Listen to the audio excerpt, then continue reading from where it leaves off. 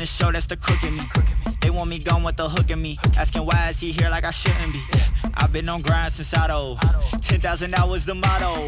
They see the bag is coming out and flocking to me like I won the lotto. Dancing with the devil, there's no recital. I'm killing competition, ain't no revival. I shoot it to kill it, I'm aiming for vitals. I'm showing no mercy when facing my rivals. Snakes in the grass, they getting exposed. I know they be lurking, I'm watching them close. Acting like friends, but really they foes. Saw they be scheming and said adios. Yeah, I gotta get it. By any means. I gotta get it. I gotta get it, the mindset. Hey, back with a vengeance, back on the grinds, back to the business. Hey, God is my witness, they watching my moves like shows they binging. Hey, best keep distance, all of my haters send best of wishes. I get to the bag with the quickness, no I don't need no assistance, no. Yeah, no playing it safe, I said let's get it, you say not today. What can I say, if you ain't gon' go for it, get out the way.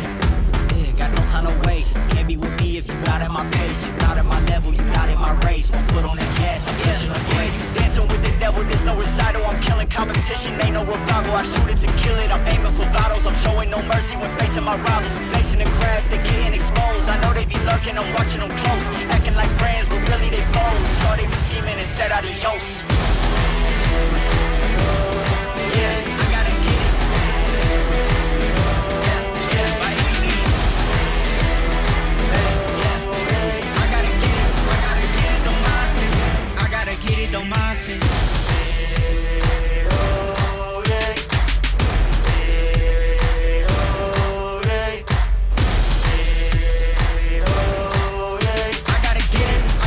it, the mindset. I gotta get it, the mindset.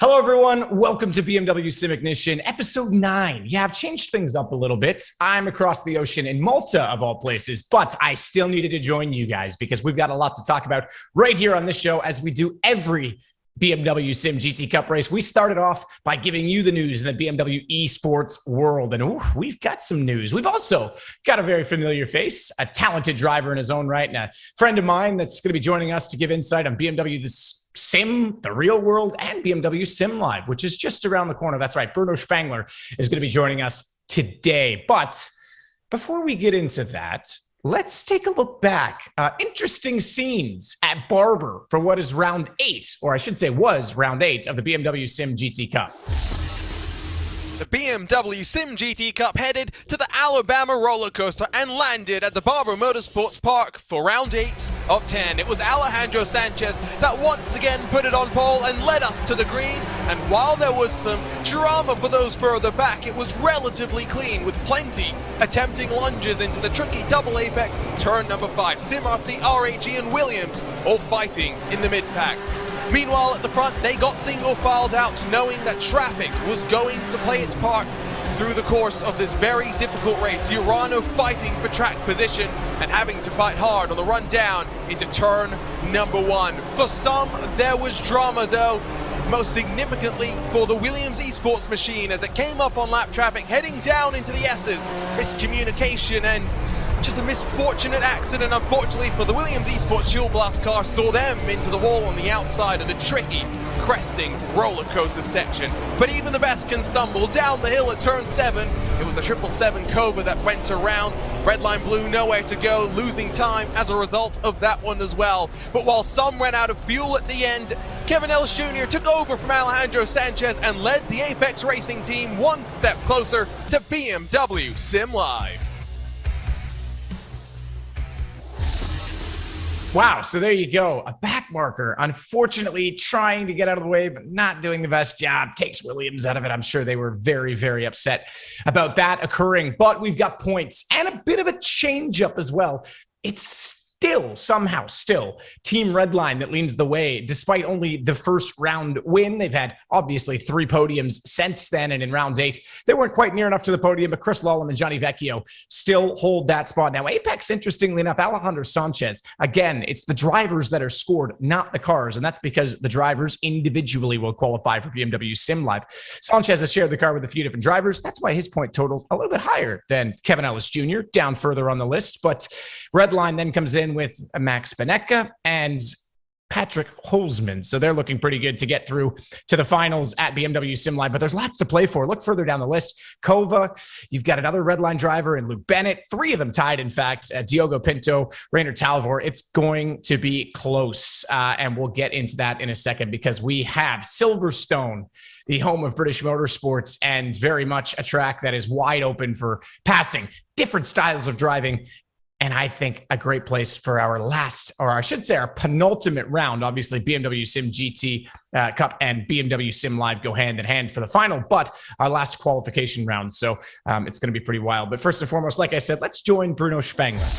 Cool. All right. Well, I said we'd be joined by a special guest, none other than a friend of mine. At least I think I can call you friend, Bruno. Definitely a colleague, Bruno Spengler. Good to see you again, man. How are you?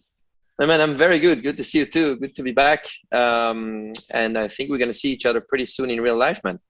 Absolutely. Yeah. BMW Sim Live just around the corner. We're obviously getting ready for the final round of the BMW Sim GT Cup today. You looking forward to it? I think I am. Yeah, I am. I mean, it's always exciting to go to BMW Sim Live. It's always very special because you see all these great drivers driving and fighting against each other, the best of the year. So it's awesome, especially when you come to the final races now and who is going to go there and the deciding races. It's always very, very interesting. Yeah. And last year, I remember you were like glued to the action. You were way more into it than I knew you were obviously a sim racer and you stream and you've been involved, but you were way into it. So that was really cool to see. So yeah, look, before we get there though, obviously we'll touch on some of the highlights of the whole year. And as you say, the 2 very exciting finals, bit of a different format this year, which I'm sure we'll get into maybe as we get closer to the date, but you've had a lot going on in your world this year. Injury, which maybe we'll touch on at some point. Unfortunately, that's part of racing as unfortunate as it is, but also in sim, you've done a lot, including win a 24-hour race. So how has your year been overall in sim racing to start with?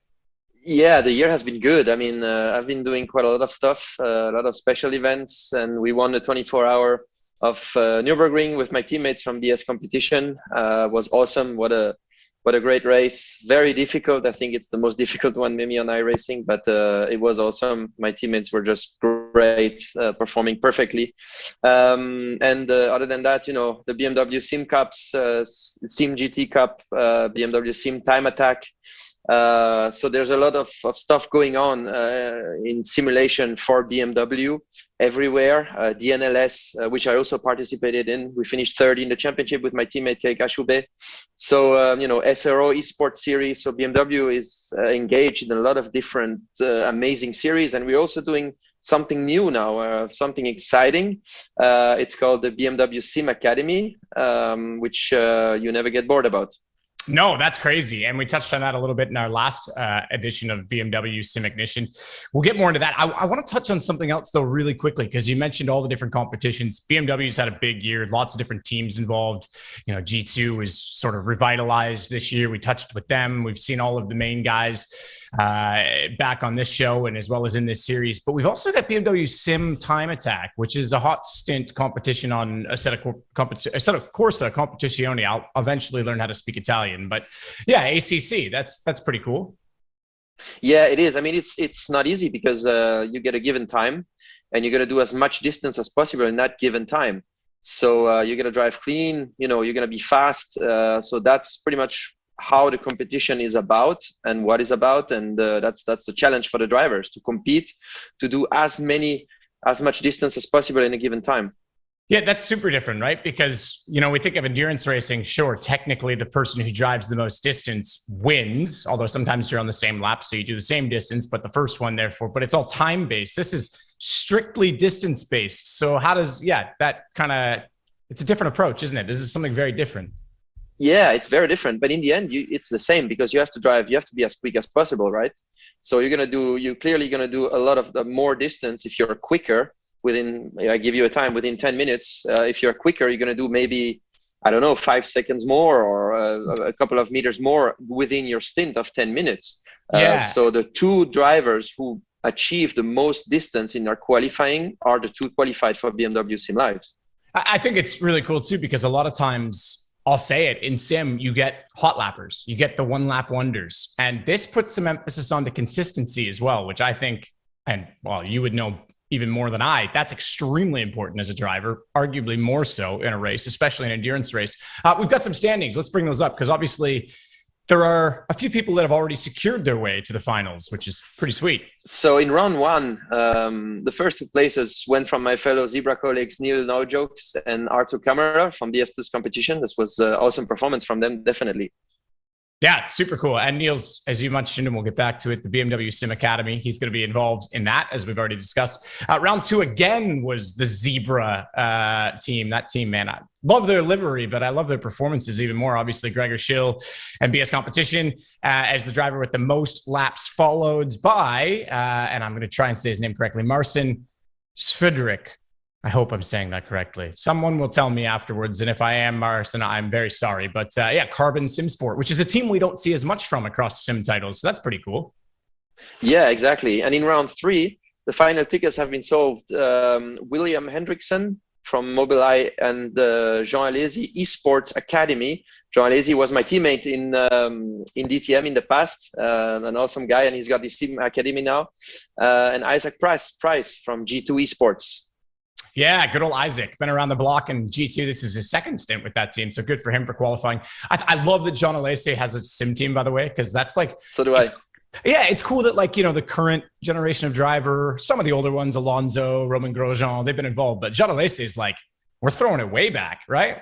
Not to date him too much, but he's super into it as well, when sim in his career wouldn't have been as you know, really a thing. So it's pretty cool that he sees that. He seems like a super fun dude too. I'm sure you had some fun. He's a great guy, a great driver, a great guy. I mean, when I arrived in DTM, I was super young and he was in his last years of DTM, but he's an awesome guy and incredibly quick. Yeah, I believe it. Absolutely. And obviously, in round 4 of the BMW Sim Time Attack, Sebastian Apostel and Victory Nikolai, both of West Competition Racing, qualified for the finals. And those guys are super quick, Bruno, as well. This is impressive. But how do you get pace like that?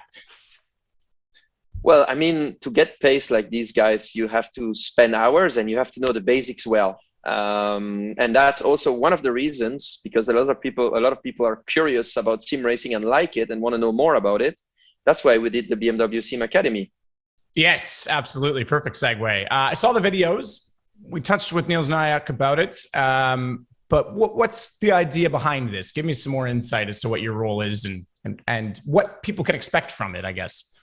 Well, the idea behind it is just to bring people the knowledge of sim racing, because when you're on the outside, you don't really, if you never touched it, you don't really know how it works and what do you have to have at home to have a proper setup. And people think that you have to spend a lot of money to have a proper setup and to start sim racing, but it's not always the case.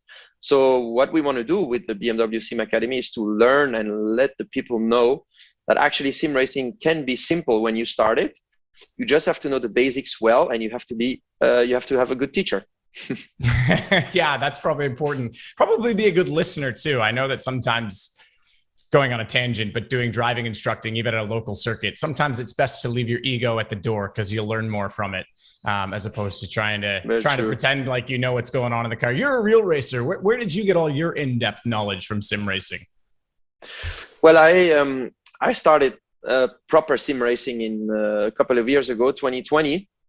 End of 2019, 2020, I started there, and I started to be a total freak about it. Fell in love with it because for me, sim racing, what's awesome there is that if you want to work on yourself or work on your setup or do something, just improve yourself, you just jump in your sim and you do it. In real life, it's difficult because you have a whole team behind you and you have to bring the car to the racetrack. It costs a lot of money, but here you just jump in the sim, you go for it. You can learn from your teammates. And of course, with Max Benecke and Neil No Jokes in our sim academy, I have experts around me. That's clear. Yeah, absolutely. Those guys are both extremely quick and in different titles. So obviously the Sim Academy is going to be more than just ACC or iRacing. It's got everything kind of covered off there. You touched on kind of the basics to get started, but what else will you teach them? Is there any specifics of driving or is that kind of adapting? What is it? I think one of the most important things is to learn consistency. We talked about it earlier with that competition on the ACC. Which is very important. That's one thing. And the other thing is car control. Car control is very, very important. Yeah, and you had someone who's used to controlling a car very differently get involved with this academy. Talk to me about that, because you had a pretty special guest. Yeah, we had a very special guest indeed. We had Joe Tonji from Red Bull Drift Brothers. I've met him in some events and he's incredible with car control. So that's the best guy you can have to learn car control. Have you, just a side note, have you ever done drifting? Because I tried it once in California and he was like, let go of the wheel. And I was like, what? What do you mean let go of it? Like, it's the complete opposite to everything I've been taught in a car. So, yeah, it's hard actually when you start it, but I've done it a couple of times. Of course, I don't have that much experience as Joe have, but I've done a bit and with passenger next to me. And it's all about being relaxed, actually, and anticipation. You have to anticipate where you look at. And if you look at the right place, the more you drift, the better you feel. And at some point, it just becomes natural. But it's difficult. You have to have a lot of feeling. Yeah, it's crazy. I think that I'm a hero. We're Canadian. You can relate. You think you're a hero. You're out in the snow drifting around. It's not really the same as that, right? No, I figured, oh, this will be so easy. Hang on, wait, there's actually grip under me. I have to break the traction. It's not just ice. So yeah, that's really cool. There's still a few more episodes that haven't aired. Is that correct? Yes, definitely. We are going to be releasing the 6th episode tomorrow. I can't reveal too much yet. But what I can tell you is I'm challenging Max and Niels on my home turf. It's going to be interesting. Oh, cool. Oh, home turf. Sim or real life? Maybe you can't tell me. I don't know. I can't tell you, man. All right. Okay. Because that could mean a few different things. I'm going to have to tune in and watch that. And you guys should too at home. Obviously, check out the BMW Esports social media channels to catch the BMW Sim Academy. That sounds like a pretty good wrap up. Episode 6 tomorrow, you say too. So that's really, really cool. We've also got on October 29th, as we say, we're coming up very close to it. You touched on it, BMW Sim Live, October 29th, Bruno. And this year going to be a ton of fun. Yeah, it's going to be huge fun. I can't wait to see the best sim racers of the world competing against each other. We're going to be there together. That's going to be fun. And don't forget, from October 29th, follow this on the BMW Twitch esports channel. It's going to be a great event, as every year. We're going to see great battles. We're going to see a great show, and I can't wait to see you guys there. Nice. Last year they gave me the M8 comp when I showed up. This year they actually told me they're giving me your car. So I don't know if that's true or not. But I'll see. I'll see in a few weeks. You know, they better take out a bigger insurance policy on it. Is all I can say. But yeah, dude, Bruno, it's been awesome. Great to see you as always. Hope everything's good with the family. I did say we'd touch on it a little bit. For those of you who follow Bruno, and you all should, you did have an injury this year. How's recovery going? You've been back in the car since. Yeah. So on the 24th of July, I had an injury. I broke my two vertebrae. T2 and T3, which are quite high up. So they were very painful. But 4 days later, I came back home and I got a surgery from an amazing professor who injected cement in my two vertebrae. And after 3 weeks, he actually invented this.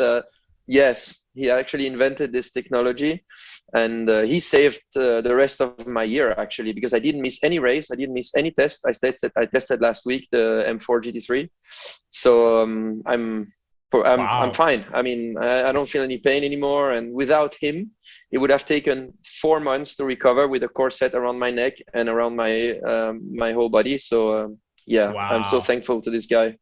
That's crazy. Very cool. Technology is so cool. The advancements it's incredible, we have, man. What doctors can do today, it's crazy.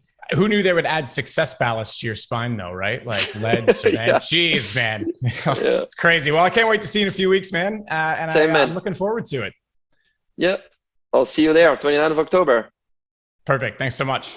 All right. Well, Bruno has moved on, as we shall too, because we need to get into the penultimate round of the BMW SIM GT Cup. It is Silverstone. And to do that, we send it over to Arjuna and Lewis.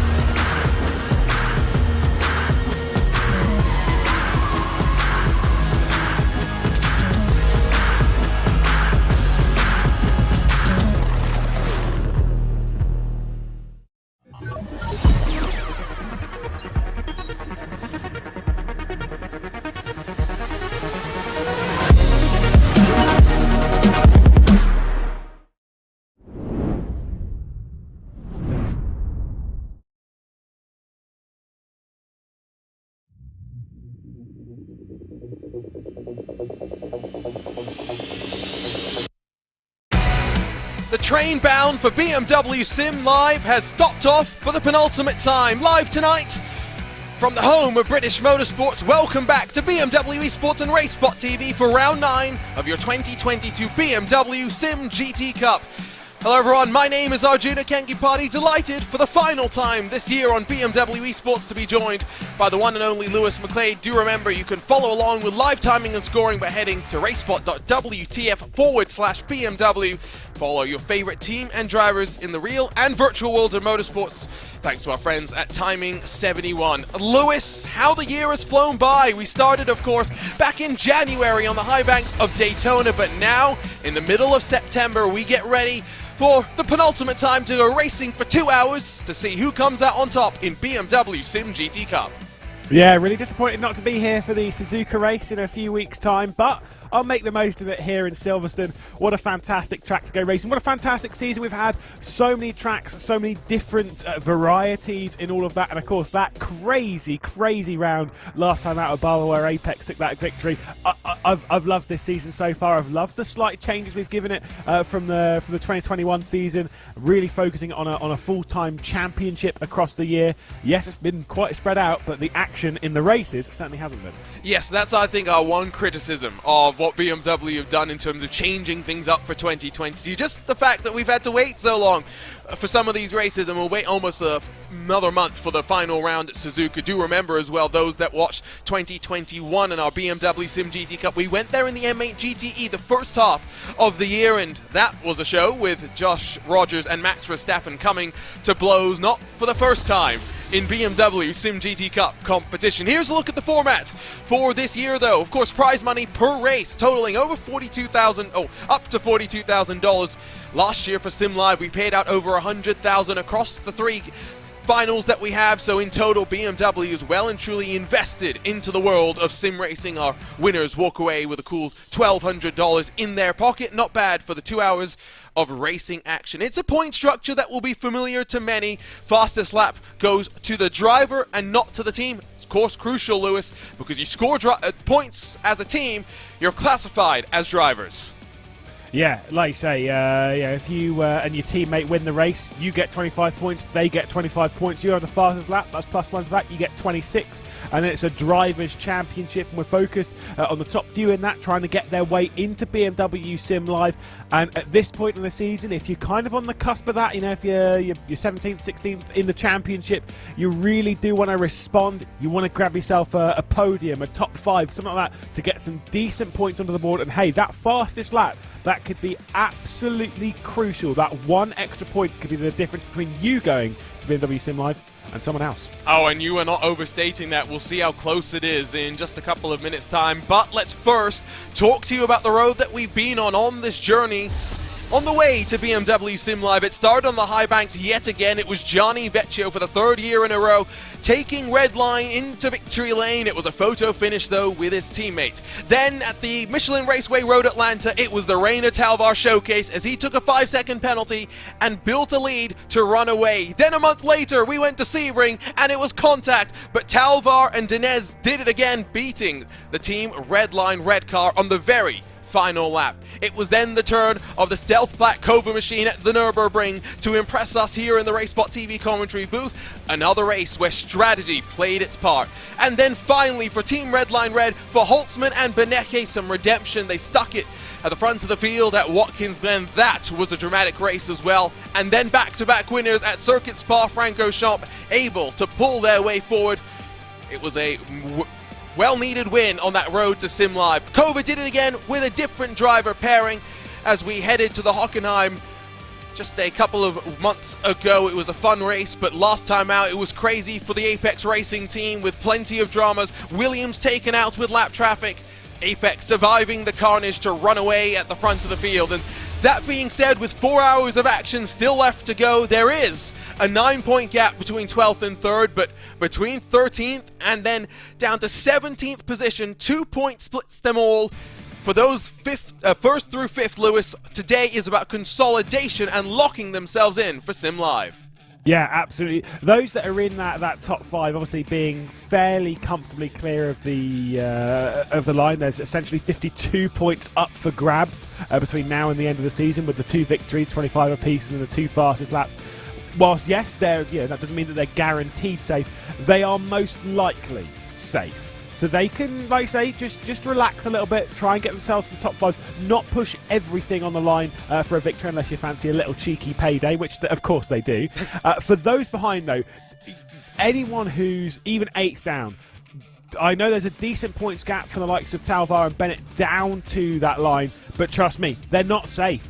Anyone behind that, Thomas Tattler, Jamie Fluke, Mandanak, Alexei Nesov, Luki, like those drivers, they are incredibly fast. And yeah, we could see a back-to-back victory after this as well, so who knows?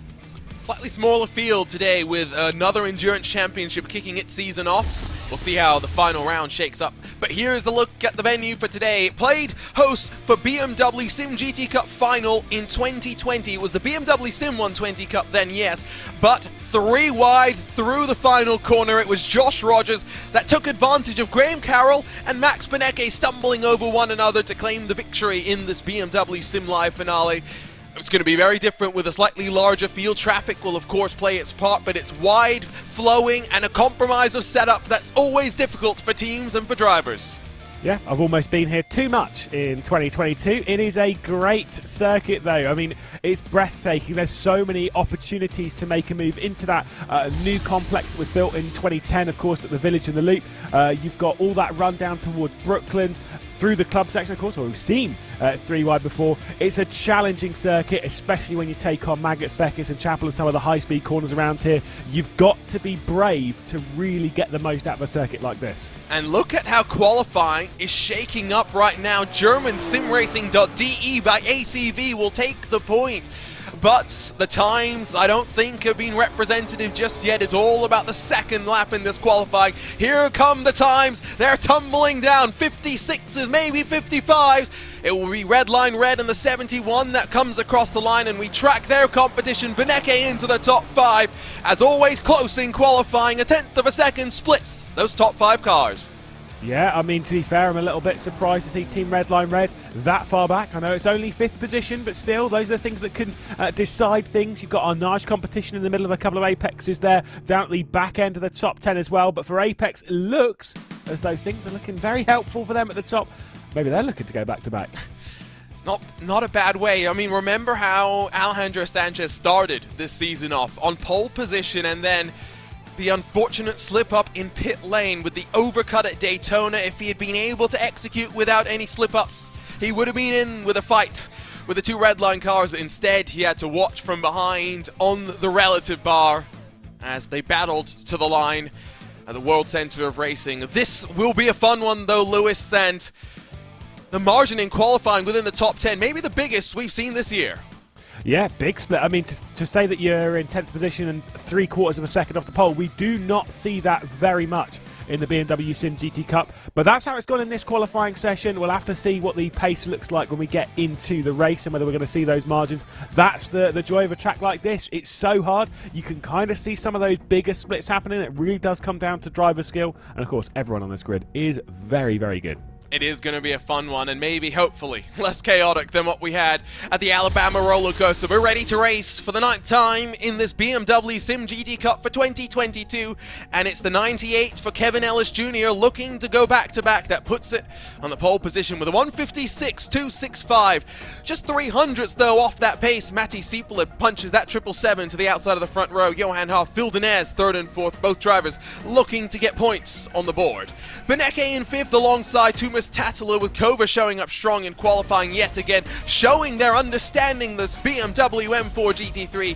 Luca Kita for Urano inside. Maxime Briant, the rock and rolling Frenchman, row number 4. Leandro Andretti, the best of the Arnage competition cars, inside of Elvis Rankin, the young Apex Racing US hotshot.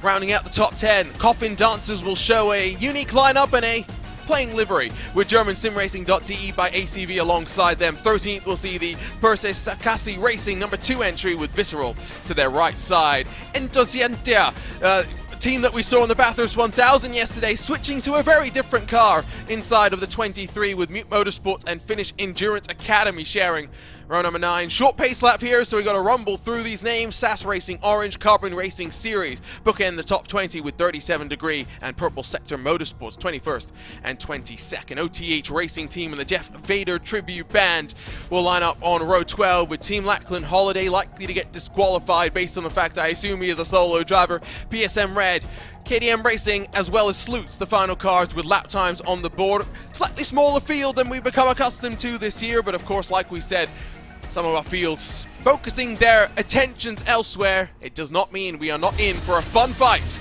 at the front of the field. Yeah, and there's a big split on drivers. As we saw back at the previous round at Barber, whilst we've got some of the absolute best drivers in sim racing at the front, toward the back you've got people that are fairly new to sim racing, people that are trying to get their eye and get their teeth into a race, and this is it's an intense field. We saw that a lot at Barber. I wonder how that's going to play its part in a day like this. The good thing is that this is going to be easier on both sides to work through the traffic situations. Barber is tight and unrelenting. Silverstone a little bit more flowing, a little more inviting. It will be, though, Kevin Ellis Jr. that will try to lead the Corey crew to BMW Sim Live. We're ready to go at Silverstone. Ellis Jr. gets us underway, and it's a great start for the Apex Racing team. Hearth immediately up into 2nd spot. Kova demoted down to 3rd as Beneke goes on the offense. Tidy through turn 1 at the front of the field. Big separation already forming between those at the front and those at the back, but we dance into the village for the very first time. Yeah, Team Redline going side by side. It's Max Benecke behind the wheel, who was getting used to a different simulator yesterday. This time he's got to try and battle it out with Phil Denez, as we can also see Cobra on the charge. Matti Siebeler behind the wheel, trying to get around the inside of Johan Harth, who's trying to make it an Apex Racing Team 1-2. It was a good start from Max Benecke as we head towards Brooklands for the very first time. You can make a move, stick around the outside here, and that's what Benecke's trying, but he might lose out as well to Urano Esports of Luca Kita. Bit of contact and around goes Denez. The Zebras into the gravel. It's so tricky. You got to watch out through the double apex corner, and Denez now patiently waiting for an opportunity to rejoin, but that is the Zebras done and out of this one. Still fighting Urano along with Arnage. A couple of two wide moments on the run into Cops. You can make this work. We've seen it in the sim world, and even though Urano takes well off the track, both cars survive.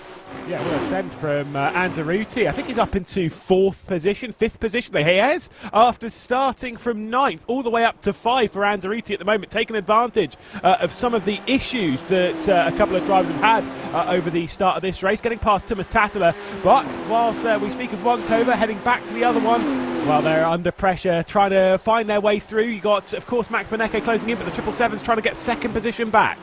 Bit of a kerfuffle as well, as I think Urano got a slowdown. Luca Kita has dropped now 10 spots to 17th place. He's got a lot of work to do, has to make sure he doesn't lose track of those in front. We know how important fuel saving will be. Indications from pit lane, 2-tire strategy incoming in what is a very slow and a lengthy pit lane as well. Lap 1, Apex 1 and 2, Kova 3rd, Benecke in trouble, maybe in danger of losing the draft. Yeah, I mean, he really does need to step on it just a little bit now to try and keep in that slipstream range. Anzaruti right on the rear end of him. It was a good start, though, from Benecke. He did move up. He started in 5th position, did move up 1, but Anzaruti with the best start inside the top 10 to go from 9th up to 5th and keeping up with that slipstream in the pink and white machine of Arnage competition. I don't know what's possible for the Arnage competition today. They've looked pretty quick.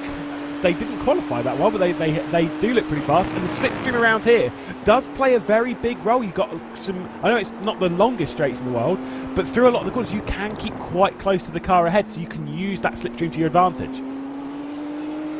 Remember, so mandatory driver change. The goal for driver 1, usually save as much fuel as possible, so you can put as little in, so driver number 2 can attack to the end of the race. These opening 30 minutes can be so important for track position to make sure you're where you need to be in that strategy cycle. Then after that, maybe opens up. The final hour is always where we find plenty of action.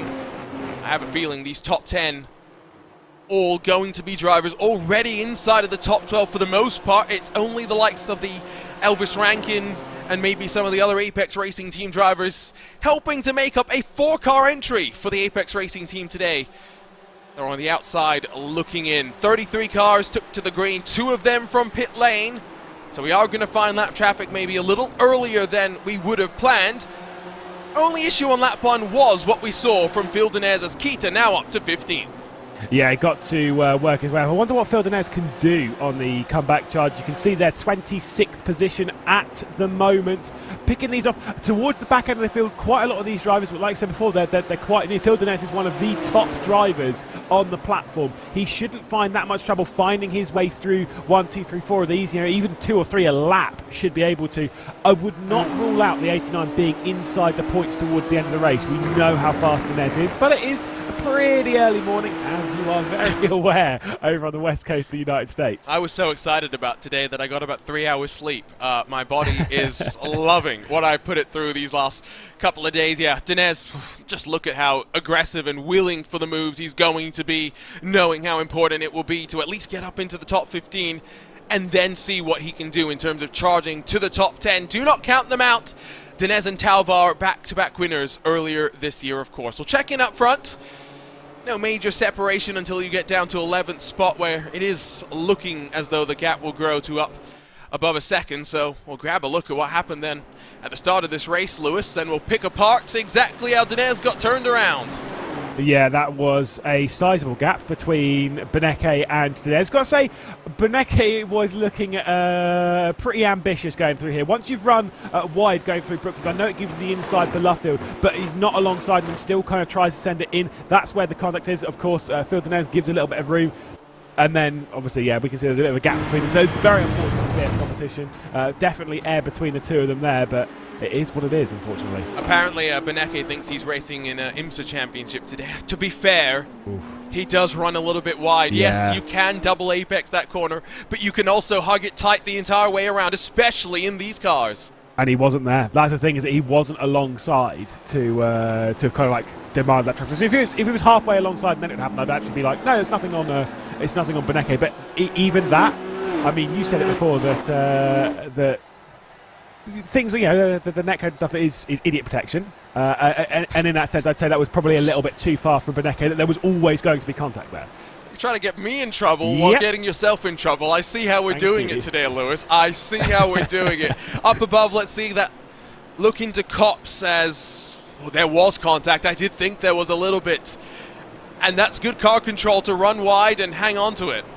Yeah, and unfortunately, there you go. Like, because when you run wide at Cops, you do pick up a pretty substantial slowdown penalty, and if you do it on the first lap, it's even more. I mean, there was definitely again air there, but we'll see as you're on a rejoin, they have to rejoin and then lift off again. That is such a shame to lose out that much this early in the race for Luca Kita. Already picked up a couple of positions though, presently running in 13th position, so already won on this lap.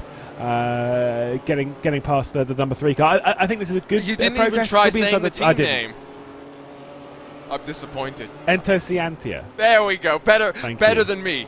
All of yesterday. 6 hours of the iRacing Bathurst 1000 butchered that team name more times than I can count. There was an issue for the Mute Motorsport number 13. We'll grab a look at what happened to him. It was down on the run in towards Brooklands, and he seemed to be psyched out into making a mistake. Yeah, I mean, that's the thing, especially when you're in the lower level. Yeah, you're still fairly new to iRacing, still fairly new to racing. Sometimes you can check your mirrors too much. And that sounds kind of crazy, because obviously anyone who's actually driven a real car, you're told to check your mirrors almost too much. All the time, yes. Literally watching it more than you're watching the race itself. Or, you know, you've done oval racing. You do kind of like race in the mirror.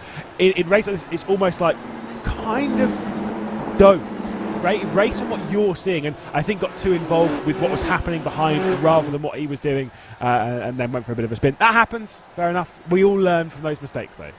Let's get a look on board with two drivers. You've got Kevin Ellis Jr. inside that Apex Racing Team facility, and then Matti Siepela in third, trying to hunt him down, but I think more now feeling the pressure from behind. Beneke closing within 3/10 of the 777. If you're curious what this Apex Racing Team facility is all about, then on September, I think it is 25th, the Apex Racing Team is hosting an open house. You'll get to go and try out the Apex Racing Team rigs, drive where Kevin Ellis Jr. is driving from right now, and maybe leave a surprise for him in his seat.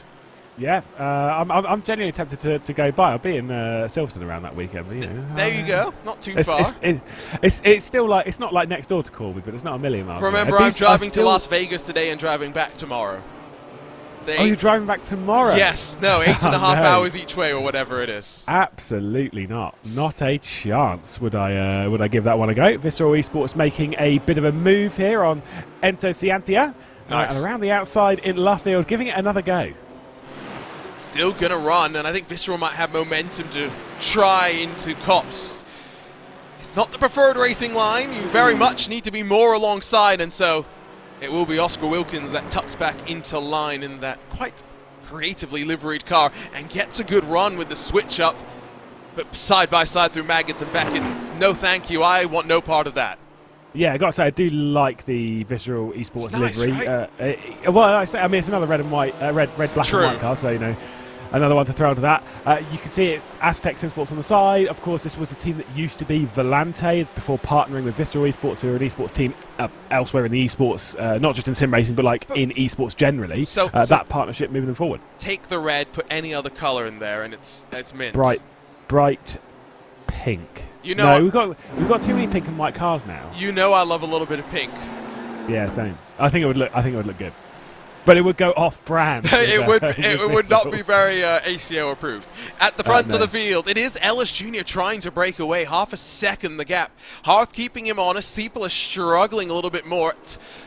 Keeping the gap and the delta down, very much relying on the draft. Remember, again, open setup competition, and we talked about, of course, Lewis, that compromise between downforce and, you know, stability through the corners and the ability to pull yourself down these straights.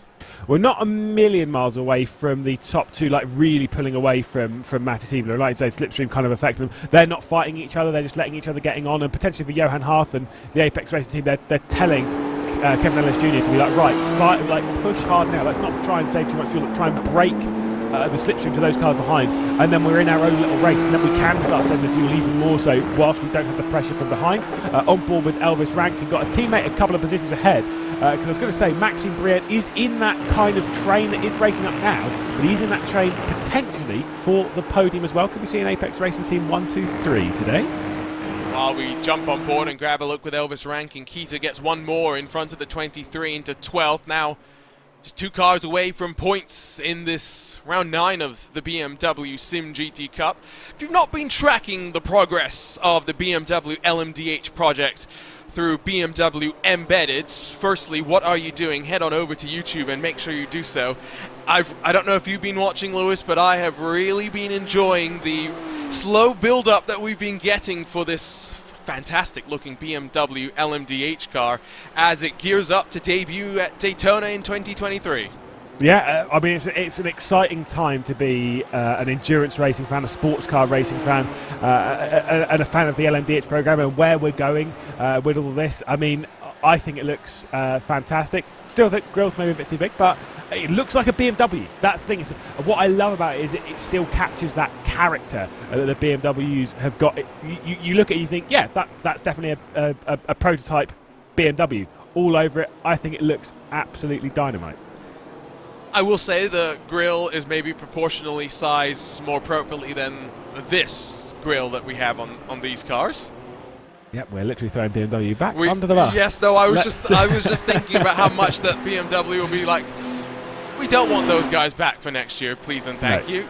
Keita into 11th now. Not a huge shock to see how easily he's able to dispatch of cars left, right, and centre. But now 3.5 seconds, the gap up to 10th. It is splintering up through the field. Maybe it's a little harder to be able to follow, and maybe it's less of a concern, the fuel mileage for this one, because between 4th and 5th, it's 1.3 seconds. Between 7th and 8th, 1.7 seconds. We're not used to this in 2022. No, the thing is, around a circuit like this, you actually kind of see some similar things at Suzuka. You've got so many opportunities to save, to lift and coast, to save fuel.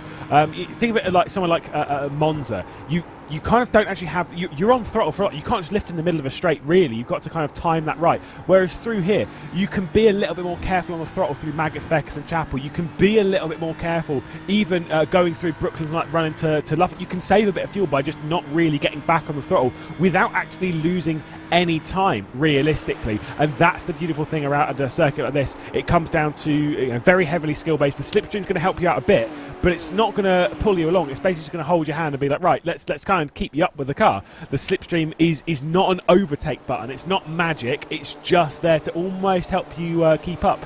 Which means that if you are significantly faster, or even only 2, 3, 4 tenths faster than the car behind, you can build that gap. Our nice competition after a great start to the race are coming under pressure from Kova, whilst Phil Denez is making his way back up. Yeah, there's some fighting further down through the field. 17th and 18th. These, again, not for points in this BMW Sim Live, only the top 10. And remember, Race Control will intervene inside of the top 10 if they adjudicate an incident as worthy. And to get word, Lewis, that the turfing that we saw with BS Competition and Redline, you mentioned the healthy dose of air between the two of them. Race Control, therefore, no further action for the contact.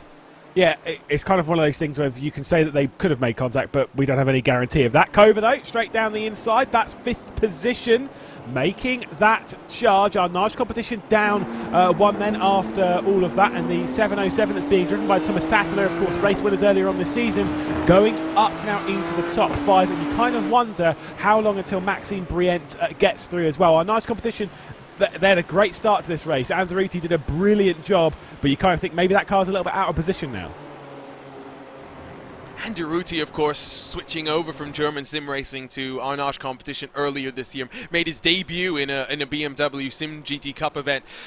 And I was so shocked to see his name on their entry that I think I sent a message over to Jimmy Achuda. I was like, what's going on here? Clue me in. It is also getting to that time, as you know, the World Championship qualifiers for the Road World Championship and iRacing build up. We get into silly season at the end of BMW Sim Live. The window for driver swaps will start to open up, and I have no doubt that our grid, by the time we roll around to Daytona for 2023 and the start of another fantastic year of BMW sim racing action, will look a little bit different to what it looks like today. Yeah, I think 37 Degree have also had a bit of a problem. They've dropped back quite a few spots from just the back end of the top 20. But you're absolutely right. I think the whole thing of like silly season in sim racing almost kind of doesn't exist, because every day is silly season, because it's always open. There's there's not many teams that have like a contracted period and stuff. This is changing in sim racing, by the way, and it's changing quite fast, where people are being stuck with teams. That's a bit of a hard way of putting it, but you know what I mean. Where they essentially sign for a team, but it's for the year period or for a certain period, 6 months, whatever, and they will stay with that team for that period. That's becoming more commonplace. I mean, even back when I started sim racing, it was kind of like, yeah, you're a part of that team, but you can go and race for this one and that one and that one and that one. It's kind of like, it doesn't really matter too much. Whereas now it is starting to matter even more than it used to. I was actually having a chat with a couple of teams at the Le Mans Virtual Series round yesterday about some of this stuff and about some of the drivers that are moving around and stuff, and it's almost it's hard to place when all this kind of fizzles out a little bit, when the silly season will become more sort of prominent and expected. I think, you know, as some of these competitions establish their window in the championships, right? The iRacing Road World Championship has moved a little bit over the last couple of years, has now found its home from like January to May, June, July.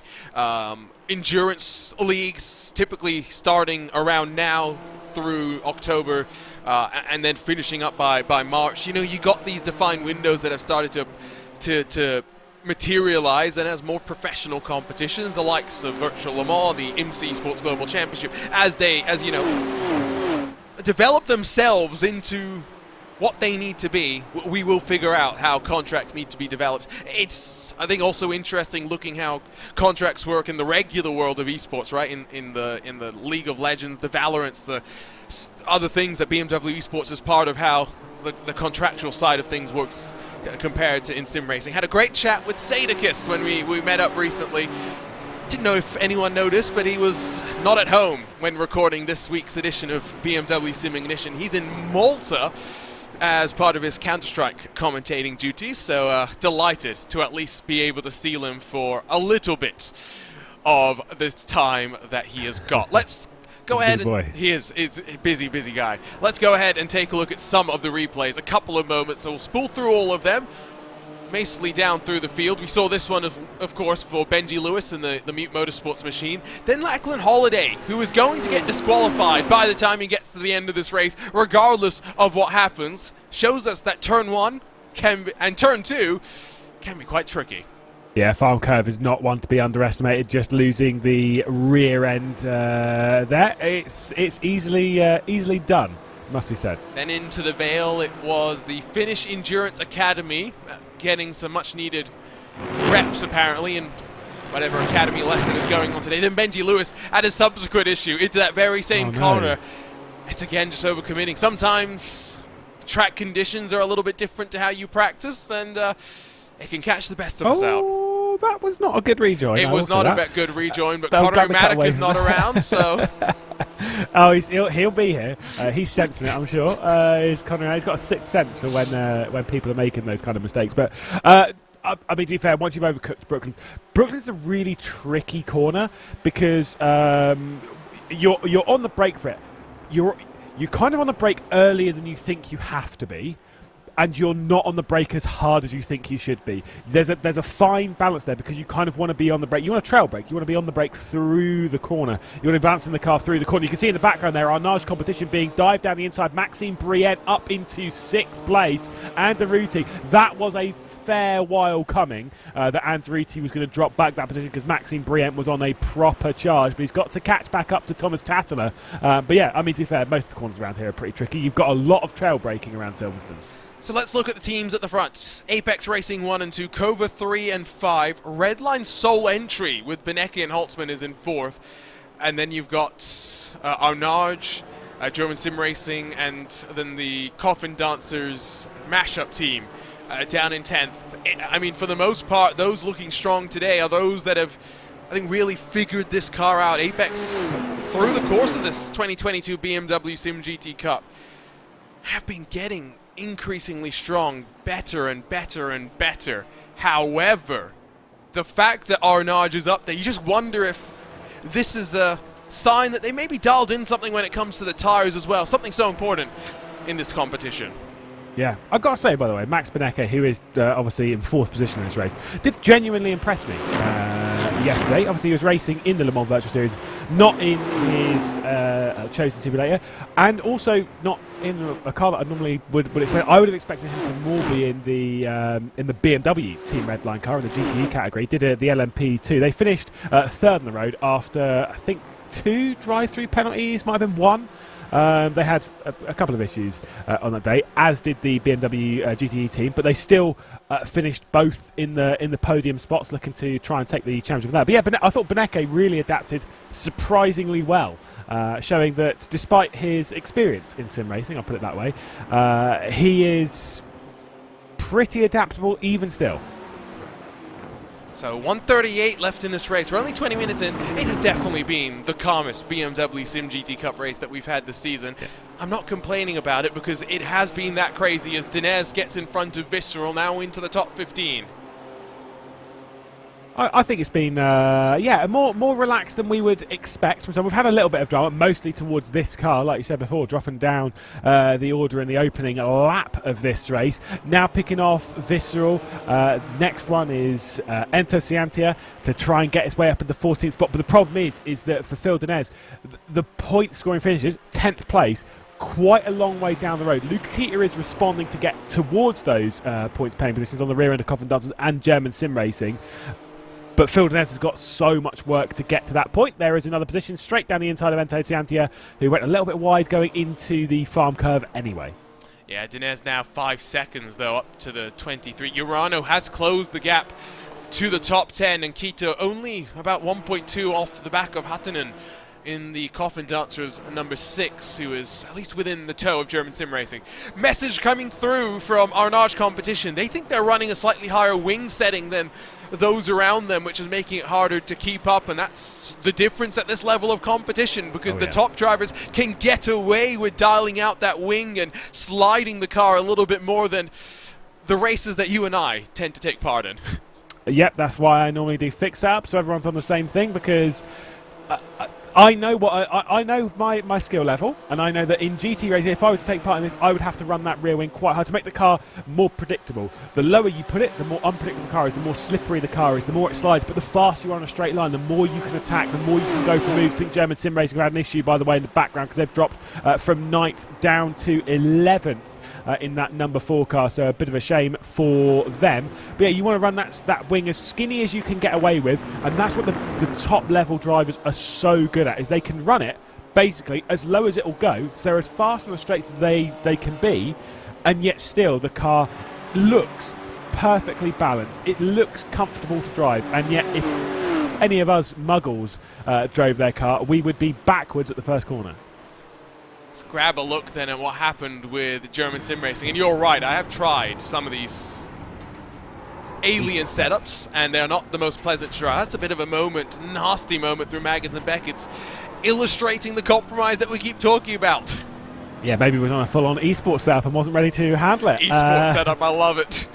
Yeah, I've tried a few, and every time I do, they're like, yeah, no, this setup's good for. The last time I actually properly tried one was the Bathurst 12 Hour last year. I got one from Nick Foster, who of course is racing over in GT Asia. I'm trying to battle for the championship over there, and he sent me a setup and be like, no, this one's great, mate. I won't say exactly what he said because he's Australian, so fill in the blanks. Yes, no, we would get the BMW Twitch banned immediately. But it was for this car. It was for the BMW M4. I drove it and I was like, this is awful. Like I could not keep it out of the barriers even on the outlap. He's like, no, it takes a couple of laps for the tyres to warm up. I'm like, yeah, I'm already in the barrier by that point. It's kind of pointless. Dialed in a little bit of rear wing. I was a lot slower than the setup potential, but I was more comfortable. So, you know, each their own on that. I'm just not good enough. Yeah, no, it's just talent. Let's be real. Yeah, Lack full of on. talent for the two of us. Oh, yeah. There's a reason we are here, and they are there. Yes, this is my opening line during the commentators race that we had during week 13 a couple of weeks ago. They say those that cannot do teach. What does that say about those that talk? Yeah. And it's a good question, right? That is a great question. We are not... Well, I to be fair... Hey, I've been at a top split special event before. I've done my SCO seasons. I've won 2 championships in sim racing. There you go. You've been on a grid with who? I don't know. I say on a grid. You haven't necessarily raced wheel to wheel with some of these people, but you've been on the grid with them. Oh, I've battled Nikodem Wisniewski and Kuba Brzezinski, the winners of the first ever Le Mans Virtual for a championship. I'll have you know. I used to be faster than Yuri Kasdorp. I don't believe that one bit. I do not believe that. Yuri Kasdorp, whose birthday it was yesterday, used to be not great at sim racing about 6 or 7 years ago. Wow. I promise you, not everyone's fast from the off, and Yuri Kasdorp is a great example of that. Interesting.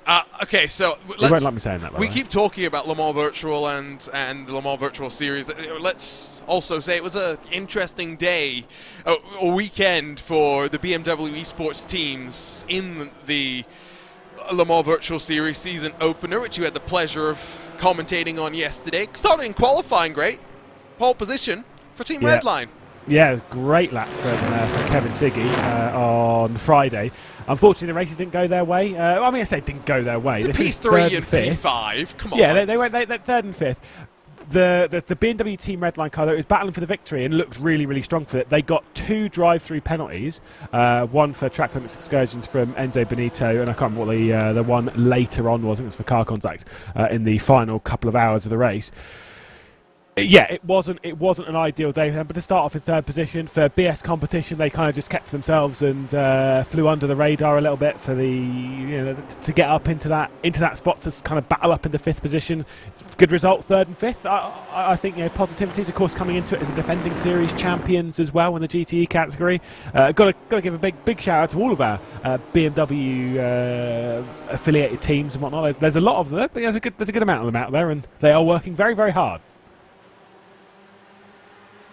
Of course, BMW embracing all the platforms. We had R-Factor 2 and Assetto Corsa Competizione represented during last year's BMW Sim Live. This year it will just be BMW SIM GT Cup on iRacing, the final, and then a BMW Sim Time Attack on Assetto Corsa Competizione. Remember, we talked about it a little bit in BMW Sim Ignition. You can get yourself geared up for another qualifying run. I think that's coming to an end. I forget which track it was off the top of my head.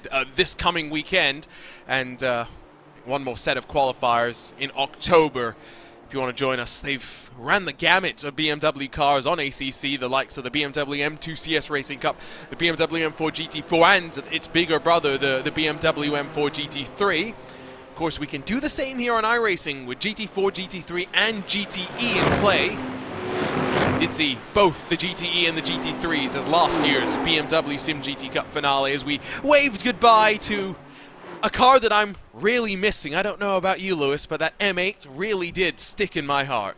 Oh yeah, I love the M8. I thought it was a great car. It was so much fun. It's a great car to drive. I know Ewan O'Leary doesn't really like the M4 that much because he prefers the Z4, and I'm like, surely the M6. And he's like, no, really likes the Z4. Right, fair enough, each their own. I really like the M6. Never had it on iRacing, fair enough. I think the M4 to drive, really, really fun. The M8, very sad to not really see it anymore. But it's fine. It's fine. That's times change. You kind of miss the past all the time, and that's why you look to the future constantly and towards things like the LMDH program and all that. So each their own. As we're half an hour into this race, by the way, that I will say, Matty Siepler and Max Benecke I thought Apex were going to clear off into the distance. I think they might have burnt their fuel trying to get away from everyone, and yet now they're having to bring that fuel usage back in because Matty Siepler and Max Benecke, well, they are knocking at the door. You say that, but they have dropped Tattler 5th on back. The gap now up to 3 full seconds.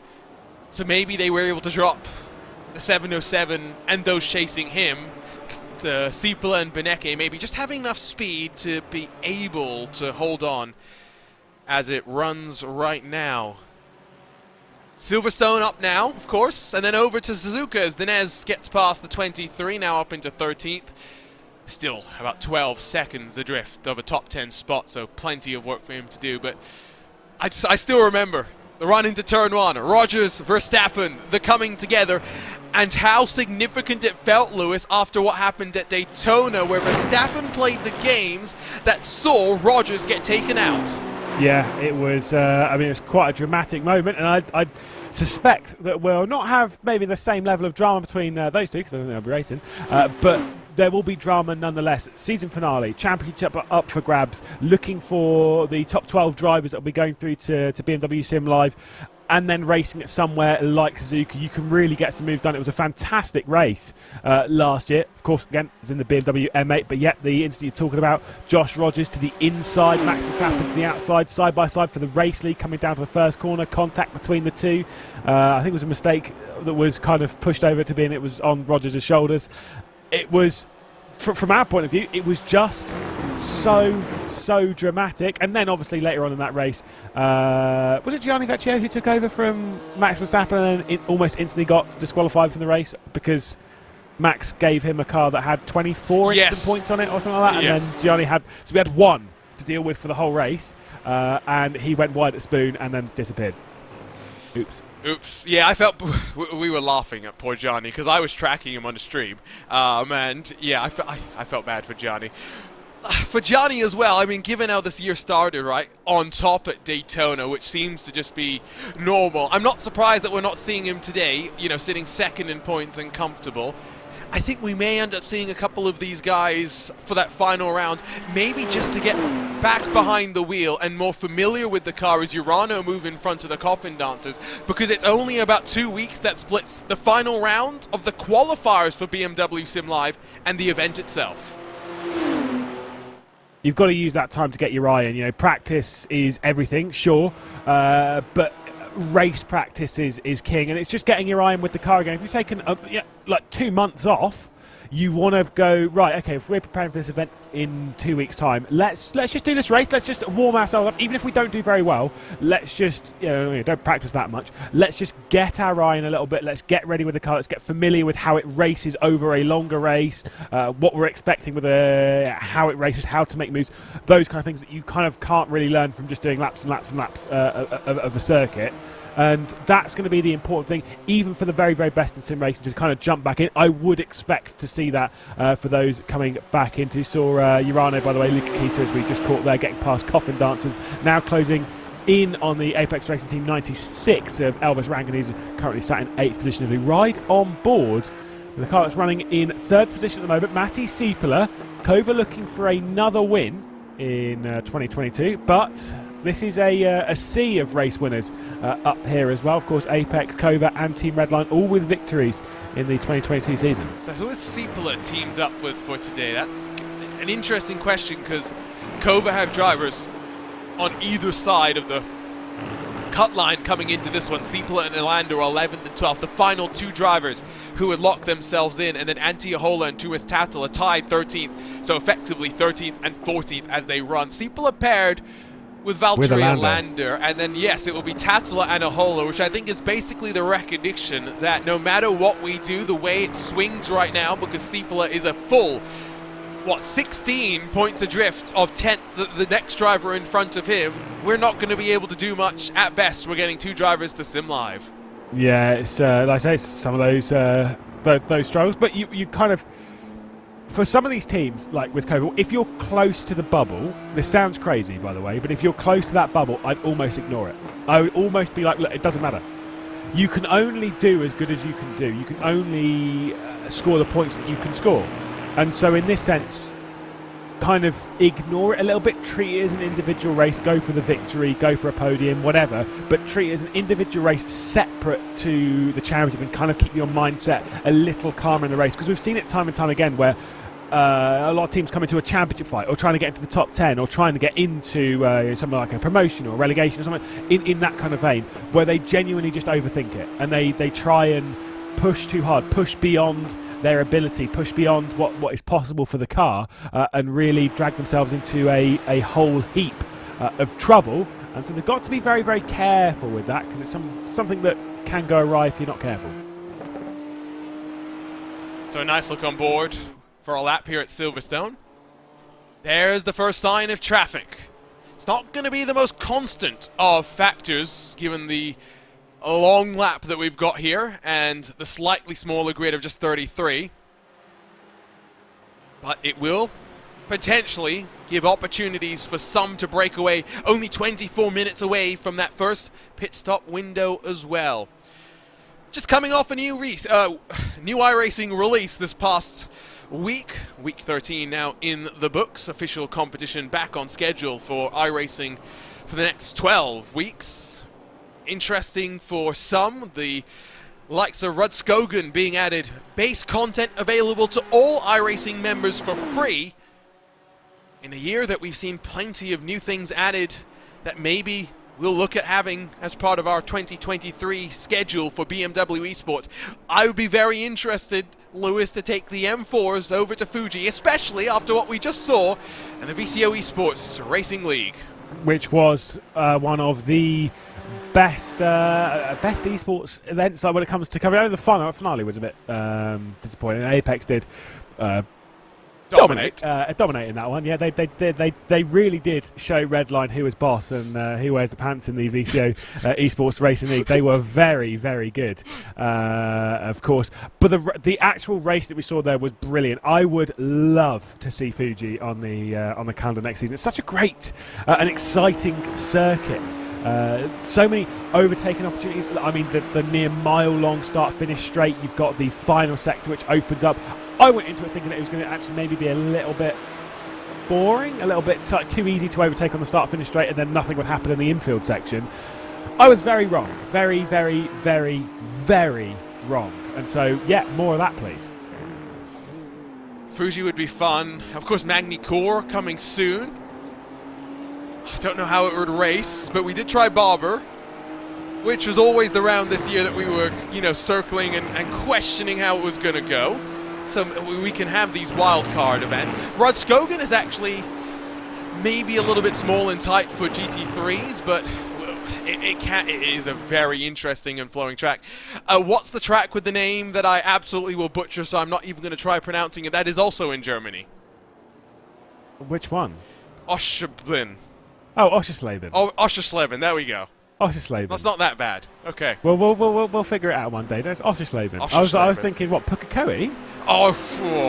Yes, I'm very excited about the continued. I'm so excited. Renaissance tour that iRacing seems to be taking down under, as with the final supercars race ever at Pukekohe Park now in the history books, iRacing will head there to immortalize it, much like they did with Oran Park, not just embracing the new, like they've been doing as the official simulation partner of NASCAR, but embracing the old as well.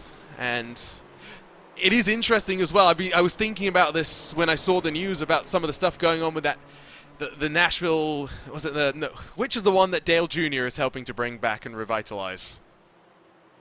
I don't know. I thought it was Nashville. Was it Fairgrounds? Oh, I don't know. See, there's a couple. This is far too American. Yes, no, but whatever. It's now at a point, right, where it's gone from being unusable to hosting events there as well. I'm just like, it started with the campaign to scan it in iRacing. It is crazy how things will turn around and how iRacing can be a part of enshrining motorsports culture and in its own way being part of the Motorsports Museum. I mean, just historically, we've got the Z4 GT3 car, still my favorite BMW GT3 car ever. Oh, so you're along with Ewan then? Yes, clearly he is correct, and that's why he is replacing you for the next round. I don't think he believes the Nordschleife is the best circuit, No, or even second best. Yes, but he thinks Bathurst is the best, and I've moved on. It is now Indianapolis, the motor Does he speedway. think Bathurst is the best? He does. He admitted to me yesterday. Nice. Me and you seeing eye to eye. Phil Denez up another position, getting past the number 2, so an extra little position gained. Per se, Sakasi Racing going down 1 into 13. They've done a good job, but still, Phil Denez, he's on the comeback charge. He's going to be feeling a bit angry. Long gap, though, up towards the German sim racing team. I think that gap's going to come down. I think that Phil Denez might be able to get a point or two, but I think that's kind of it. I think it'll be like 9th or 10th, really. Elvis Rankin coming under pressure from Luca Kita, who is now only a second off the pace here. Apex Racing Academy, we've been talking about this through the calendar year after they, reopened themselves late last year and started to focus on a new set of talent. A couple of them taking the step up to the main team, and applications to fill their spots in the academy opened up, and I'm sure we'll see some very new faces join what is a very exciting program that has continued to develop the young talent in sim racing. And it's not just about making them fast, it's about the mental side as well. Elvis Rankin, 15 years young, won a partial race seat this past year in the Skip Barber Racing Series courtesy of a iRacing sanctioned competition, and went and won at Lime Rock Park. Not a bad way to showcase your talents both in the real and the virtual worlds. They'll deal with their first signs of traffic as Rankin flashes the light and up in towards Stowe. Not exactly what you want to be seeing. No, awkward spot of the track. It's 4X Racing Yellow that will jump out of the way just a touch. Thought they might have been coming down pit lane, but allows Elvis Rankin to come through. Luca Kita will send it in as well.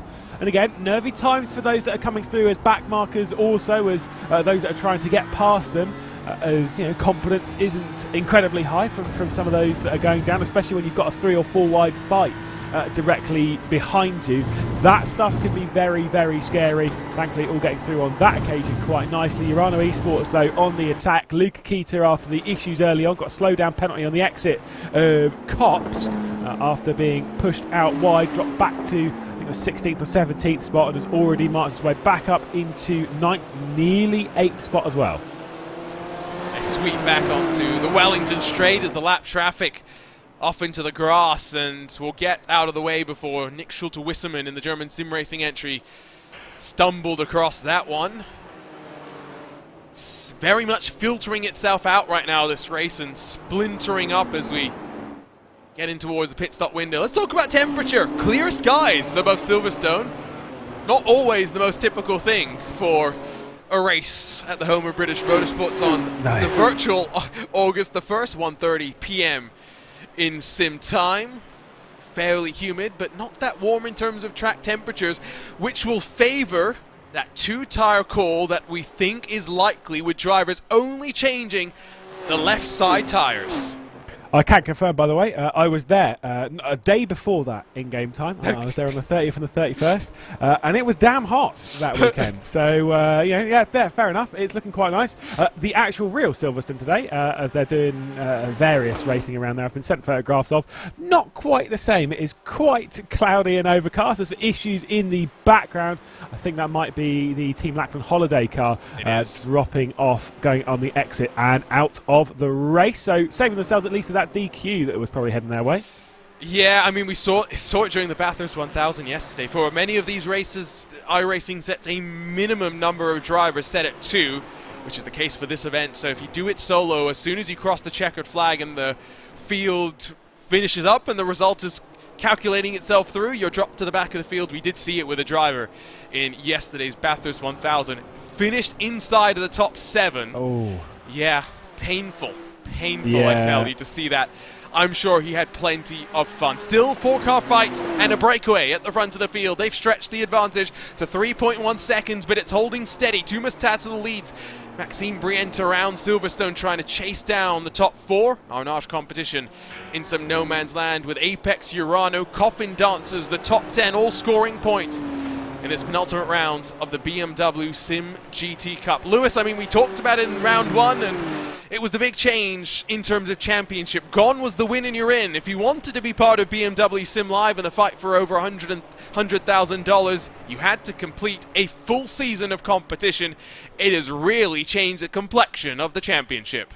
Yeah, and I said before, I love it, because realistically, last season, effectively, what you could do is you could show up, you could do one round, if you're confident enough, you could show up, do one round, you could win it, and then be like, right, I don't have to take part in the rest of the season. See ya. I'll see you at BMW Sim Live. That was it. And then we'd never see them again. And we saw that with, of course, the season 1, where we had Commander against Redline, and then season 2, when we moved on to the BMW M4 GT3, we didn't see Commander. They kind of bailed. They were like, yeah, right, we've already got 8 cars in. So they already had basically half the field. Yeah, so it's like, yeah, we're not interested. And so they never took part. I like the fact that we've got this as a season now, that you have to essentially, for the most part, commit to most of the season. I know obviously we're missing essentially our championship leaders at this point, and that's fine, because they've got themselves, they've done the work through the season, they've got themselves in a comfortable spot now. The likes of Gianni Lecce don't really have to be here. They can have a bit more relaxed, they can kind of watch on from the sidelines, they can maybe come back and do the last round to get their eye in. But they've already done the hard work, they've already committed a few rounds to us, they've already earned their paycheck, to be perfectly honest, and we'll see them in a month and a bit's time. I like the fact that we've moved this over to a season-style formula. I was wondering where you were going with that point, because I thought you were about to say, let's add a rule for the championship where drivers have to run every single round of the championship, which is over, given how spread out the races are. Yeah, no way. Let's allow the flexibility to pick and choose just a little bit. On board with Beneke as they round through Luffield. Look at them use all the track. Old pit lane off to the right-hand side. Still gets used plenty when the GT competitions come here, but we're using that classic start-finish straight and the now reduced pit lane speed. Or rather, reduced, now increased pit lane speed, because on release, it was a little bit fast, the pit lane speed. iRacing recognized that, dropped it down to, I think it was 50 kilometers an hour when iRacing collaborated with a certain Formula 1 team to bring their car to the platform. Certain changes were made to some of the track limits as well as to some of the pit limits, including bringing up the speed limit here, I believe, to 70 kilometers an hour. Yeah, I think it started, might have started at 80. It went 80, 50, 70 if I remember correctly. So something in that vein, because of course that's mostly a legacy as we come round Cops. It's mostly a legacy because of the first corner. You go into pit lane here on the left and you're instantly greeted with this super tight 90-degree right-hander that is incredibly hard to navigate if you're doing 80, 90, 100k sometimes, which I've seen the speed limit. There it is, just at the bottom of shot. Very tight right-hander, and then you're basically kind of slow, so slow. You used to lose so much time going uphill towards what is the first corner, and also if you're in the middle of the race and it counted the laps as well. If you were in pit lane, or if you came in pit lane on the final lap of the race at the 70k, 80k that it used to be, you would actually gain a position by the time you got to the start finish lines. That was a cheeky win, which a few people took advantage of. I do remember that. They do it at Bathurst in the past as well, because it's the same kind of thing, right? We shortcut.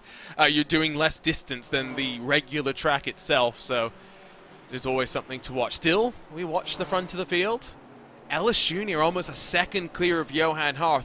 If he really wanted to, Harth could back the pack up and allow Ellis Jr. to run away, but if we're being real, it's Harth and company that need the points a little bit more. We're not really worried about seedings for BMW Sim Live, but of course, you'll race as drivers, not in the teams that you qualified for, so it will be slightly different complexion going up against your teammates.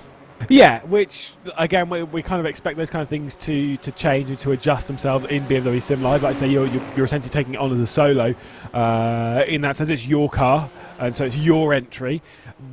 But you know, that's a problem for a different day. I think you're absolutely right without there being any seeding or anything on the line really here. It's a different event. I don't think that they'll be like, right, the 98 needs to get out of here, so we'll let the 99, let Johan Harth defend like his life depends on to keep Siepler and Beneke at bay. It's not really worth doing that so much at the moment. We are 11 minutes away from the pit lane, so it could also be a little bit of a fuel-saving tactic at the moment to try and make sure that you can go a lap longer to make sure that you're super safe for the end of the race, because Fuel mileage, whilst it's not a major problem around Silverstone, because you can, like I said before, you can save quite a lot of fuel around here, it still can be a little bit tricky. It is quite thirsty if you're not paying attention. No fuel maps really to play with in this car. It's all about the right foot, and Ellis Jr. is starting to try and bring it up slightly. Into turn 1 it was 1.2. Yes, Harth is concertinaing it up very slightly. There is traffic that could allow Ellis Jr. to break away as we enter into that crucial pit stop cycle. Ellis Jr. will get out and hand the car over to Jamie Fluke. Johan Harth over to Alejandro Sanchez, who has been one of the fastest men when he's on form in this BMW SIM GT Cup. Still movement outside of the top 15, but the focus is on the drivers that will be fighting in BMW Sim Live as they scrap once more, effectively for the prize money. And when we talk about pit lane and we talk about the slow speed, it is very easy as well to get caught out on the brakes as you get down to pit lane speed. Luke Akita looks to try and work past Elvis Rankin. Lap traffic not behind them. That's the Coffin Dancers. A three-way fight for 8th position, but it's Kita on through. Yeah, the final points-paying positions, which will allow the likes of German Sim Racing and Phil Denez in the BS competition car to just start closing in. You can see German Sim Racing there in the background. BS competition coming through not too far behind them. The more they fight, the more they'll bring them back into, especially approaching the pit lane window. And by the way, you remember how you were saying Kevin Ellis Jr. had started to pull away a little bit. Johan Harth is coming under pressure from Matty Siepler on the run down towards Kopp's corner. Let's see if there's going to be a position switch here. Matty Siepler to the outside, into Kopp's, looking for it, going to send it in, got to send it all the way around the outside. I get the feeling that Apex might hang on here, but he's done it. He's made it stick around the outside. Focus as he gets onto the brakes. Still gives the opportunity for Harth to cover the inside through the second part of the Vale. Siepel has got to be careful. There's an anti-cut curb there. Beneke senses his opportunity. Squeezes to the inside through the very final corner. Great heads-up driving from Beneke, who steals the podium spot away from Siepler, who slots into 4th. Super stuff. Like you say, just taking advantage of it. They lost over a second that lap, whilst Kevin Ellis Jr.'s last 2 laps were not only some of the fastest laps that we've seen to date, but they were both separated by 0.004 of a second. He has absolutely set off with unbelievable consistency and unbelievable speed as well. He is flying at the moment. Tattala's closed as well, now only 1.8 off the back of his teammate Siepler. Brient 1.3 adrift. Andrew still in no man's land. It could start to stack up for second on back. Become what would be 5-car fight. Traffic, of course, still playing its part. I do wonder if there is more traffic as we enter the pit stop window. Will we see drivers say, you know what, usually we try and get the overcut, but we'll compromise, we'll avoid the traffic, we'll come in a lap early. Yeah, it puts a lot of pressure, though, on the second driver coming in, that they've got to do the work to try and save the fuel to get to the end of the race. Sometimes that is the better option. Like I say, you kind of want to jump out of the traffic, but you don't necessarily know what you're going to come out of the pit lane into. What's ahead of you is a guarantee. Everything else is kind of a bit of a question mark. So if you pit too early, you might actually find yourself coming out in a whole heap of traffic yourself, and that can be a touch of a problem in itself. Now, whilst there wasn't the switch between Siepler and Harth, Beneke will not hold any punches back in this fight. He'll try and find his way through for Team Redline. It's got to be a big send, though. He already took advantage of Matty Siepler. I'm sure it won't take him long to at least try and find some way past Johan Harth. Did get note from Antti Ahola in our BMW esports chat. It is up to 80 kilometers an hour once again, so a little bit faster. You're going to lose a little less time. See how it factors out. You were telling me before we went live, I'm very much setting you up to be thrown under the bus if this is wrong, but it is a certain Redline team manager's birthday today, so we wish Dom Duhan a very happy birthday. Yes, as far as I have been told prior to it, yesterday, as I did say it more than once on the Le Mans Virtual Series broadcast, because they were looking for a decent race, which they didn't so much get. Sorry for that one. But yes, it is Dom Duhan's birthday. Team Redline, of course, the big boss behind the scenes there. So yes, very happy birthday to him. And they'll be eyeing victory today. They don't want yet another third-place finish on back-to-back days. So, well, that's where they're running at the moment. So a bit more work has to be done by Max Beneke. Yeah, a bit more work, that's for sure. You see those IMSA decals on the side of the car. A bit of a mix-up for the Redline crew submitting that paint scheme, but of course, IMSA's very much at the forefront of drivers' minds as we build to the first round of the IMSA Esports Global Championship. Just about a month's time. Myself and Lewis will be part of the fun.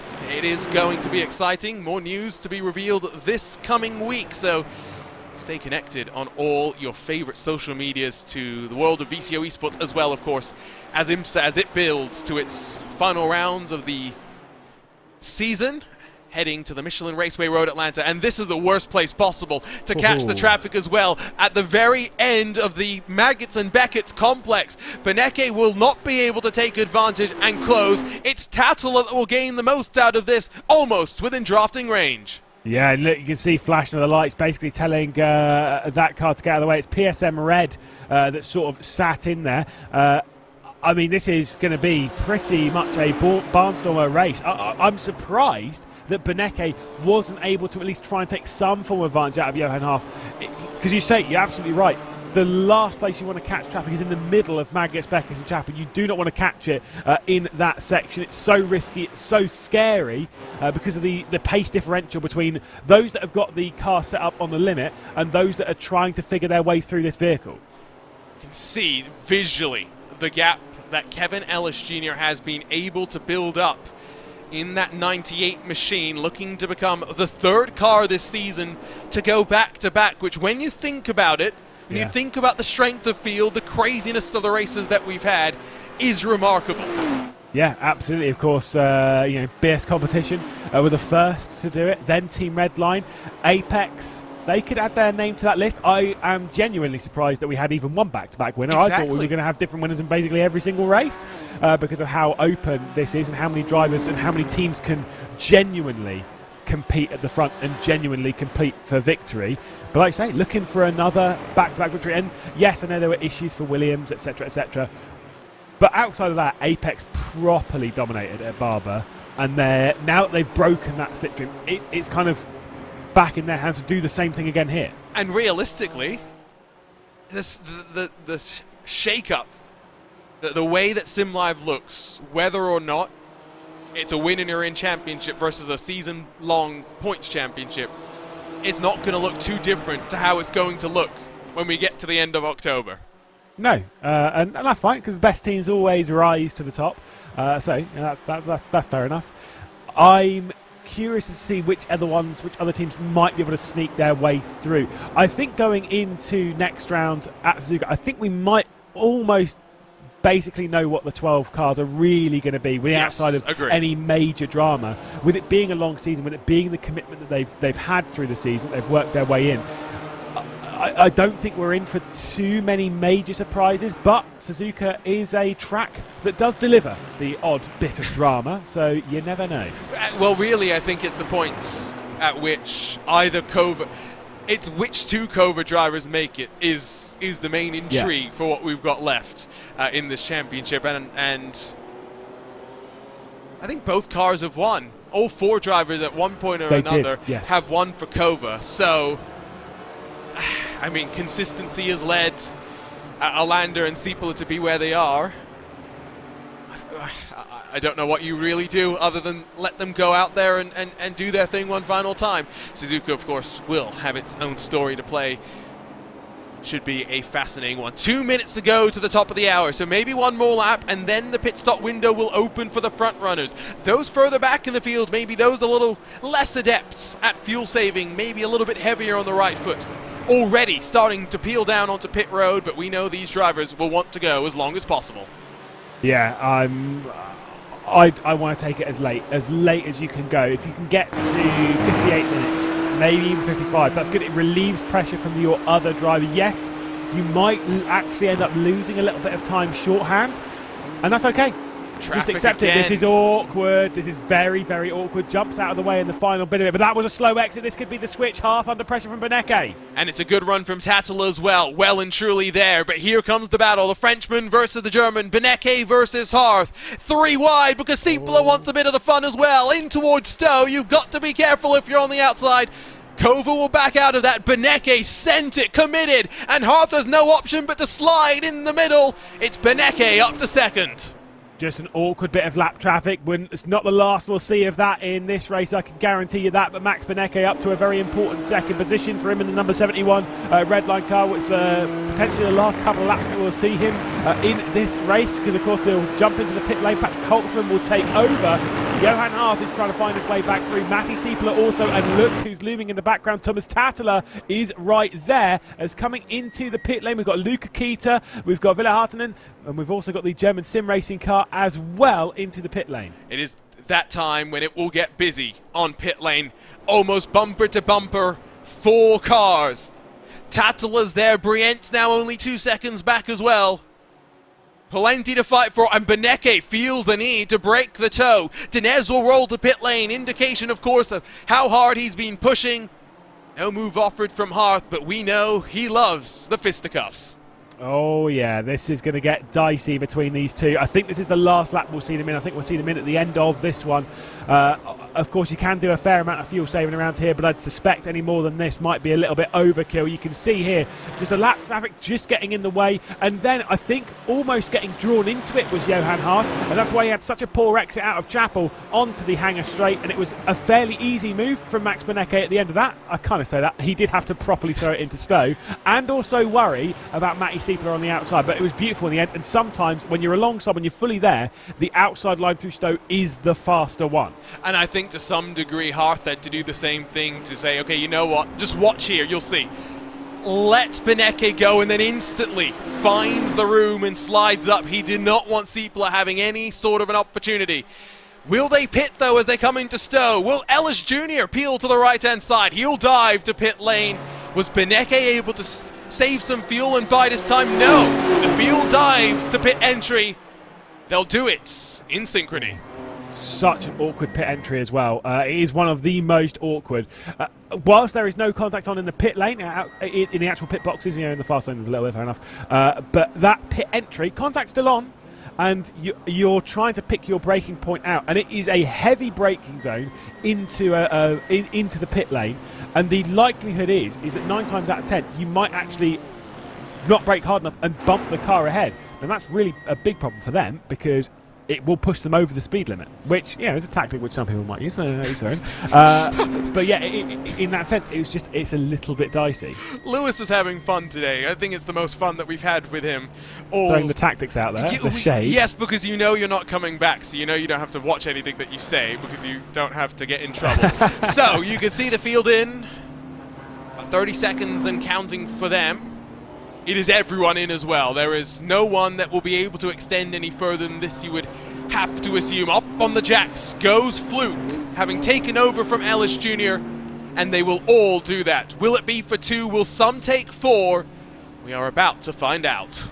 I think it might be 4 for most. It's quite a high tyre wear track, really, around here. Whoa! Here we go for Redline and Cova as well. It's definitely 2 for them. It's so 2 Apex for them gonna all. lose out. It's 2 for them all except for the Apex Racing team. And clearly, it was Kevin Ellis Jr. that told me coming into this that it was the 2-tire call.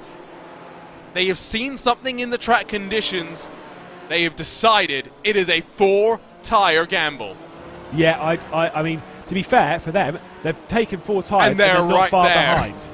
I think this is still looking really good. The problem is they've got to do the work to get past. If as soon as the number 98 gets to the head of this train, if Jamie Fluke can do that, which we know he's pretty handy. Oh my day! Oh my goodness day! Sorry, Lewis, you have to see this. You have got to see this. Whoa. Jamie Fluke needs a change of underwear at the Corby Apex Racing Team Centre, please. I mean, that's... Okay, so I know if you go left, you get a penalty, because it will give you a penalty for exceeding. I hope he did not get a penalty for that. Would you get one on the right? I think he's clear. I don't see anything having come through for Fluke. Well, we'll keep our fingers crossed on that, because that would be so unfair for Jamie Fluke. But wow, that was a massive moment. And like I say, very, very scary indeed. Thankfully, hopefully, no penalty on there. And he's only a second or so off of Cova. And like I say, 4 fresh tyres. If Jamie Fluke gets past the 2 Cova cars and Team Redline Red, he's gone. He's absolutely gone. So I wonder if that was also a call after having come into pit lane. Because remember, again, tyres fueled on separately. So you have a little bit more leeway in what you do. Grab a look at the intervals very quickly, just between now the top 7 or so as they run right now. It's not too much that splits them all. It is the 777. It's a Lander that has hit the front as they look to go back to, well, not back to back, but 2 wins in this 2022 BMW SIM GT Cup. You can take a look at the pit stop time, because I think that's the more telling number. The top 3 all about 53, 54 seconds. 4 tires for all 4 of the Apex Racing team cars. And BS competition as well. German Sim Racing, Urano. Really, it's only the top 3 coffin dancers they've done.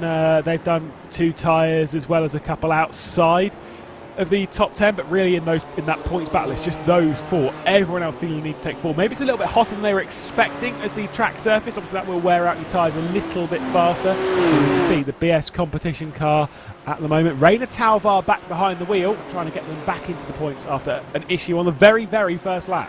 Yeah, it was on the first lap coming into here, right here, Luffield. Sometimes double apex, right-hand hairpin. You can take a look at the track conditions as basically kept constant from when we last checked in. With no cloud cover, it's not a shock. The virtual spectators being treated to a gorgeous British summer day that is about as perfect as you could ask for. Yeah, I mean, I like it. I want it here now. Well, it's kind of nice outside, but it's a little bit chilly in the UK today, but it's looking quite nice out on circuit.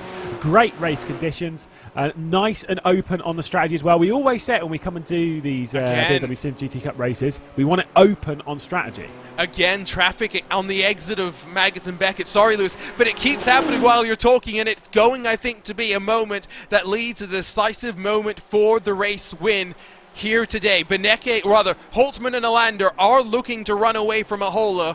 I wonder if there's going to be team orders. If you've played F1 Manager 2022, are you going to tell Ahola to keep the cars behind for as long as possible behind you? I mean, they're going to have to defend hard anyway because they're looking for their own victory. I don't think that bit of lap traffic was too bad with the pretend race car drivers of Weston Wilson that came into the pit lane on this lap as well. I don't think that one was too much of a major coming through Maggots because there was enough space between them. It would be a bit nervy, but there was enough space that it didn't hold up the 777 of Valtteri Alander. And also Alander's very experienced when it comes to lap traffic, kind of understands that it's about where you meet lap traffic. That's the most important thing. If you meet them on the exit of the corner, that is a problem. If you kind of back off, if you know you're going to meet them on the exit, back off before it, especially through Maggots Beckett, so you back off there so that by the time you get to Chapel, you're then accelerating, you're then getting up to them, and then you're then passing them on the straight, and so you're kind of keeping the cars behind. It's that kind of traffic management which you need to have done a fair amount of endurance racing to properly understand. Check in with the man at the front of the field because he's giving us a wonderful camera view from which to follow on with the 777 of Valtteri Alander. It doesn't get much more ensconced than that, seeing what the driver is viewing as he runs down in towards Copse. Hopefully he can see a bit more of the track than this camera showing, though. It does look like it's quite bright out there. Maybe he's got some sunglasses on. Of course. He's got the dark visor. By the camera. Yeah, exactly. Do love seeing it. Again, you can really understand from this angle as to if you've never raced with triple screens as to what you actually see, what the screens on the side do, they allow you to see out of the window. That was closer. It looks scary. Oh, and he's crashed. Oh, my words. He's on the grass. He's kept it locked down as well. That was scary. That was a scary one. It looked scarier in the left monitor of Valtteri Alander as well. I am not going to lie. It looked a whole bunch scarier from that vantage point. I don't know what it is about the exit of Maggots and Beckett's, but it's clearly going to be the trouble spot for us today. Oh, is that red line back in the pit lane? They're into pit lane. You're right. Holtzman. Because there was contact. That's where. Oh no! So that's why the car went around. That's why Holtzman's on pit lane, right on board with red line red, two-time winners. Nothing. Why would you get on the brakes on the exit of a corner? I mean, that is incredibly dangerous. I get going a lap down or whatever is pretty scary. I feel bad for Holtzman there because his eyes are on the exit of the corner, and it's kind of like, right, that car's pulled off left, and so by this point, as soon as he's seeing the brakes, it's like your mind's trying. The brakes? What? Yeah, I feel bad for Holtzman on that one. That is rough. You can see as well, as soon as those brake lights came on, Holtzman trying to send the car stage right, but there was never enough time. I did say this to Beneke earlier this year when we had a brief conversation, that he is just having no luck. It doesn't matter what competition he's in. Some of it's related to some of the more nefarious tactics that we've seen on iRacing in the past couple of years, but sometimes you just cannot buy a morsel of luck. Yeah, I mean, they're running in 7th position after Holtzman's come into the pit lane. Of course, it is quite a fast pit lane. They would have turned off tyres and fuel, and they've got a fast repair. So that car is back to how it was. That's good. In 7th. But lost position in 7th place. Could potentially get a top 5 by getting past Rubila and, of course, McEwen as well. That would be a bit tasty for the Red Line team. Of course, ex-Red Line driver now is Luke McEwen. Now back in the, over to the Apex Racing team. It's Jamie Fluke's going to try and get past Antti Ahola. Again, set up by Traffic Guerre on the exit of Maggots and Beckett's to the inside, and that's where you'll want to be. 2 tyres. How much grip does Ahola have to put up the defense? He'll continue to roll alongside. It will give him the inside into the Vale, but if Fluke will commit, he'll have the inside for the very final quarter. They'll run door to door, giving each other just enough racing room, but it's enough for Jamie Fluke to get back to second. Lovely move. Really was very, very pretty indeed to get around the outside there into Club and obviously making it start. And like you say, all started once again on the exit of Chapel. The reason why we see the lap traffic really affecting through there is because if you've got like 2 seconds to the car behind going through Cops, you've then got to kind of look at it and think, it's 2 seconds. That's quite a big gap. I don't really want to give that all up to then let them through. But the top level drivers, the speed they commit through Maggots, Beckett's and then Chapel, that will close down a 2-second gap to a back marker and nothing. But you can't give the position up, the track position up in the middle of that section. You kind of have to wait until afterwards. And that's why that's the section that caused the problem, because it's quite a large section where you can't really do that much as a back marker apart from drive as fast as you can, and that's where the issues almost always arise. Everywhere else on the circuit around here, lovely space to open up back markers. Before this, going down into Brooklands, a lovely little bit of space to open up for the back markers to kind of get out of the way. But then from about this point on, it does actually become a little bit trickier until we get onto the Hangar Straight.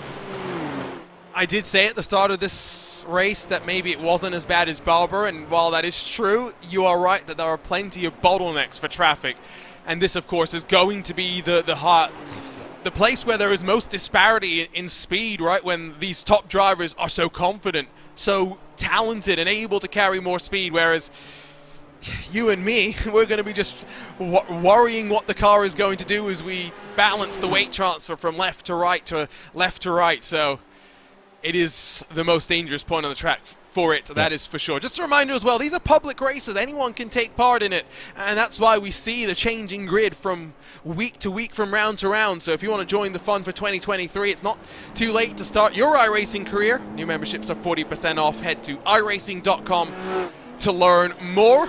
Plenty of disciplines of racing for you to dive into as well. One of the most joyous things that iRacing has to offer, the iRacing special events. Something cool that we can do now, though, as Jamie Fluke has found his way up into second, is ride with the 2 battling at the front, see where Valtteri Alander is working the car and where Jamie Fluke is feeling confident.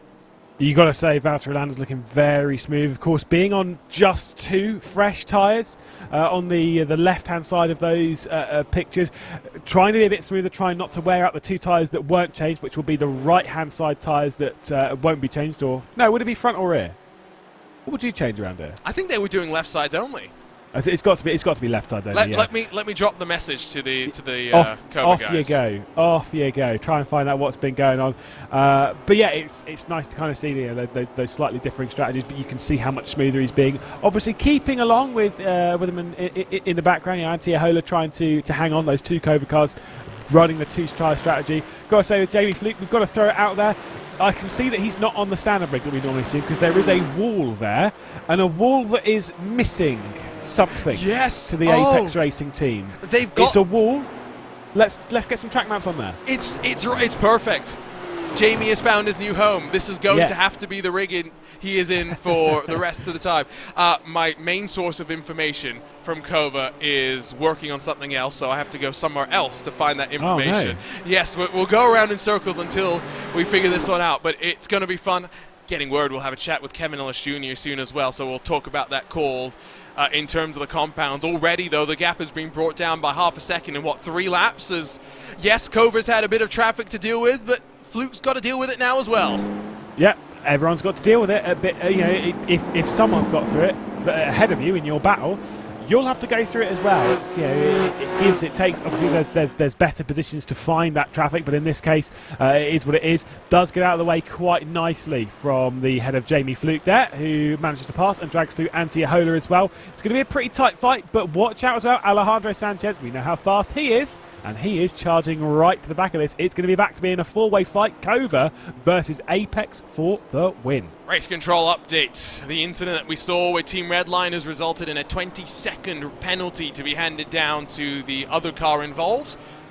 Remember, we do have live race control for these races. They can only do post-race penalties by virtue of this being an official series, but it is not the free-for-all by any means that it has potentially been in years past. Let's bring on in Kevin Ellis Jr., who put the car on pole position and then led for the entirety of that first stint. Kevin, I think the main question we've got to ask you, the call to take 4 tires rather than the 2 that you led me to believe you'd be taking.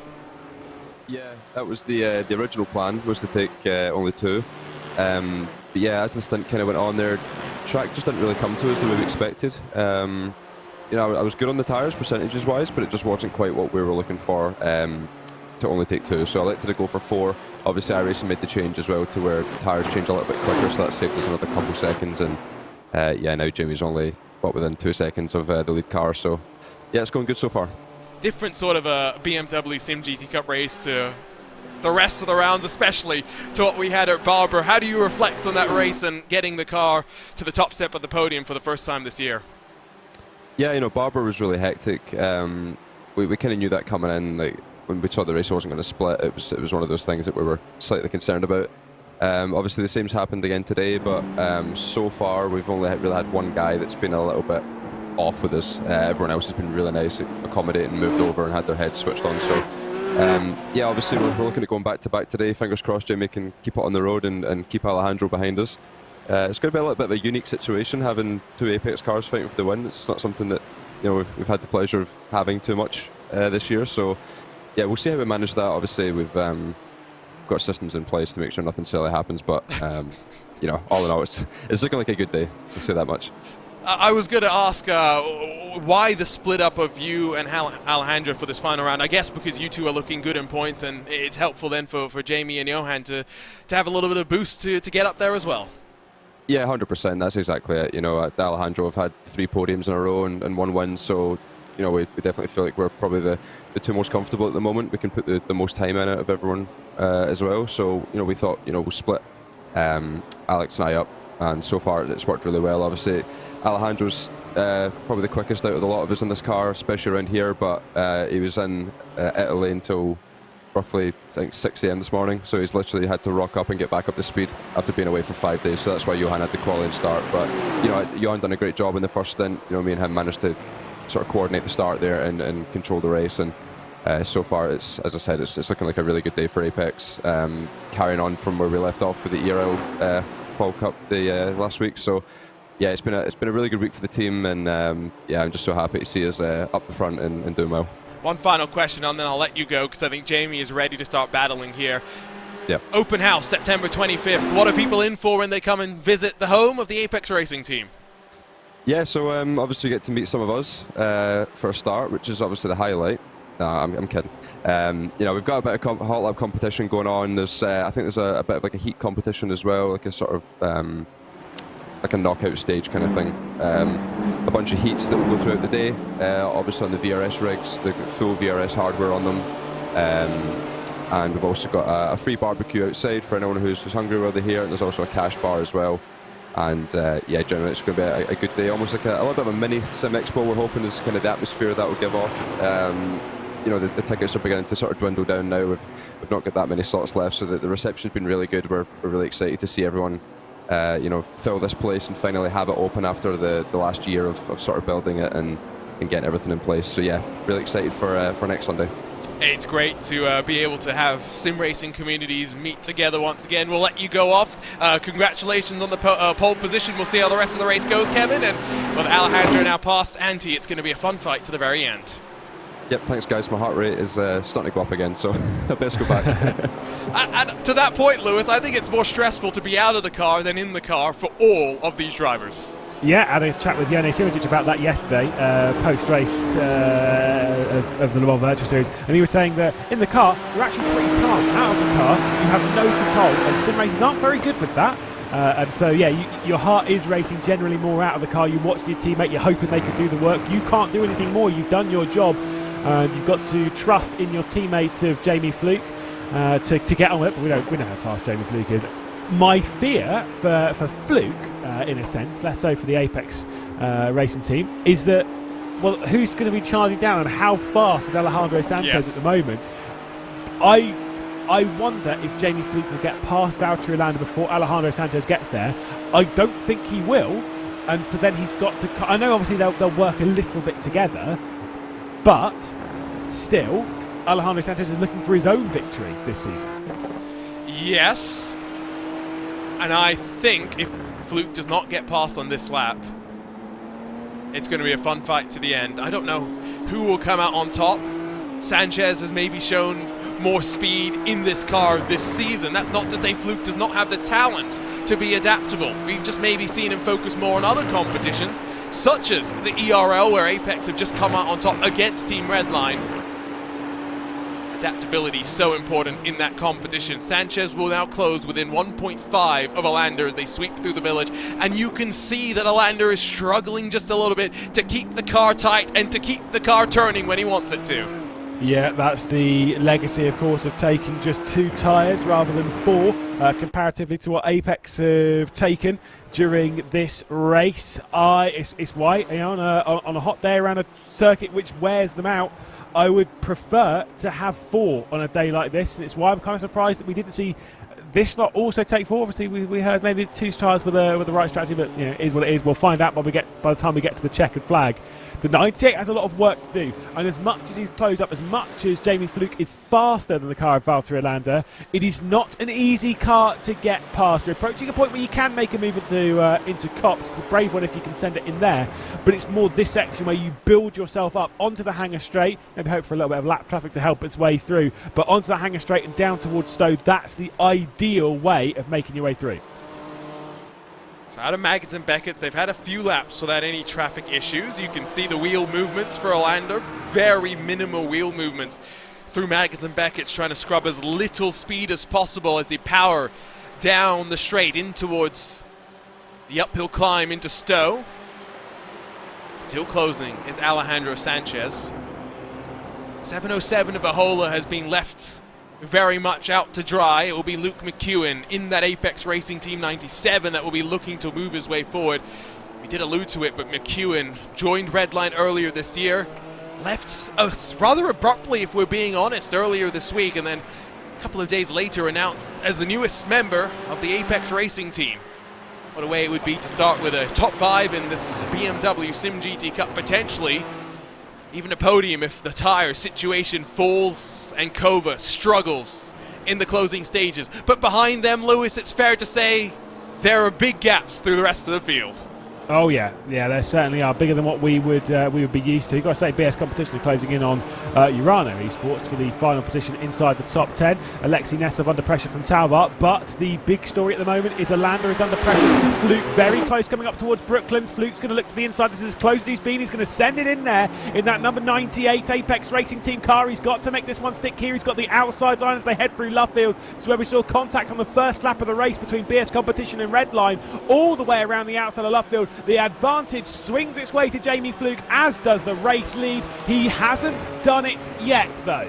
It's still Cops left to navigate, and you can see in the left monitor of Alander the realization it's not worth fighting. Fluke re-inherits the lead, and now with fresh tires and a car between him and Alejandro Sanchez, it is time to get the pedal down and to build a buffer in the battle of the Apex teammates, as we've still got 36 minutes left to run.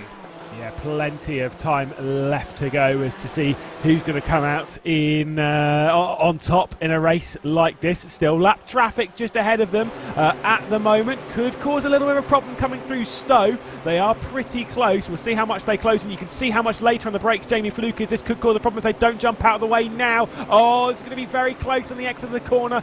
Jamie Fluke over to the right-hand side, and then the lap traffic gets out of the way. That was nice work. It was pretty sketchy on the exit, but Jamie Fluke does get past that lap traffic and hangs on to the race lead. Alejandro Sanchez is there, and so is Antti Ahola. It's still a four-way fight. Ahola did lose out courtesy of some lap traffic going through Club. McEwen is closed as well, 4 seconds to the leader now, by virtue of how the lap traffic played out of Stowe. So it's Fluke that leads, from Alander, from Sanchez, Ahola, McEwen, Rubilar, Holtzman, Valero, Urainen, and Nessoff, the top 10. Urainen, usually we've seen him in the Kova cars after the second half of this competition. Today in that combo entry, all-white livery for the number 6. Half a second the gap now for Fluke as he tries to build some separation between him and Alander. More lap traffic, though, will play its part if you're Jamie Fluke. This is about as painful a front view as you can get.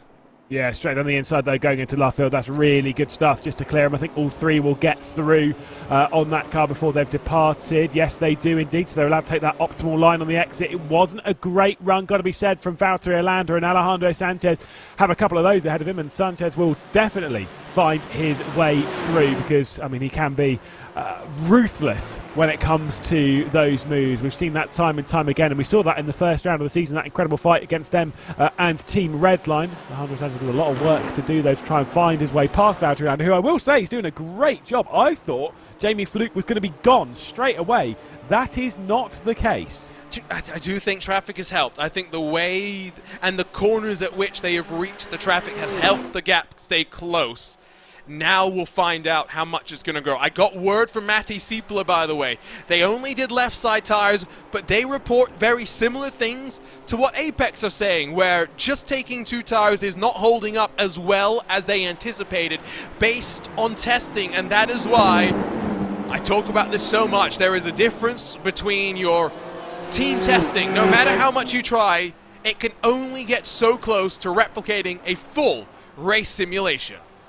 Even if you run conditions exact to what we have today, even if you had it perfect, to how much the tracks rub it into, how much it changes over the race, even if you had all of that perfect, there is still one factor which you can't really take into account when testing, and that is house racing. There's Alejandro Sanchez straight down the inside. What a send! Coming into the loop, absolutely done. He's got to defend a little bit through Aintree, though, as you got Valtteri Alander still trying to attack his way around onto the Wellington straight down towards Brooklands. What a massive send. I told you he was ruthless with his moves, and boom, straight away.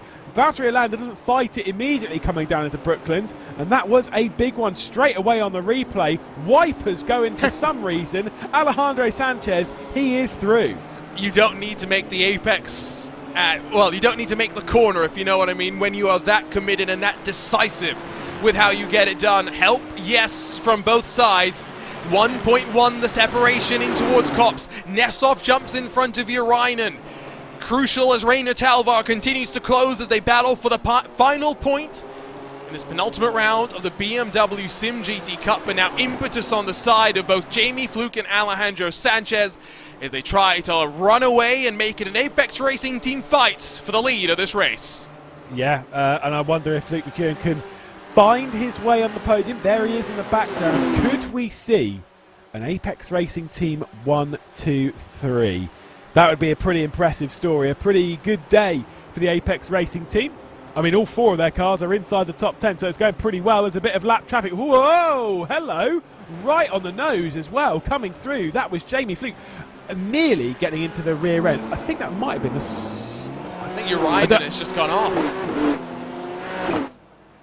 Oh, really? I think Urainen has just had a moment. We saw him slow out of Maggots and Beckett's, and now, is this traffic or is this self-inflicted? We'll find out. We don't have to figure this one out for too long. Whoa. Self-inflicted. That's a big old wiggle. Yeah, and that'll be a massive slowdown as well coming across here. Of course, he'll rejoin. There goes the Iranian guys. He kind of rejoined where he is, but the iRacing system will give you a slowdown anyway because you've still kind of exceeded the race there, because you would have to give that one back. Probably be about a second and a half. He's behind BS competition now.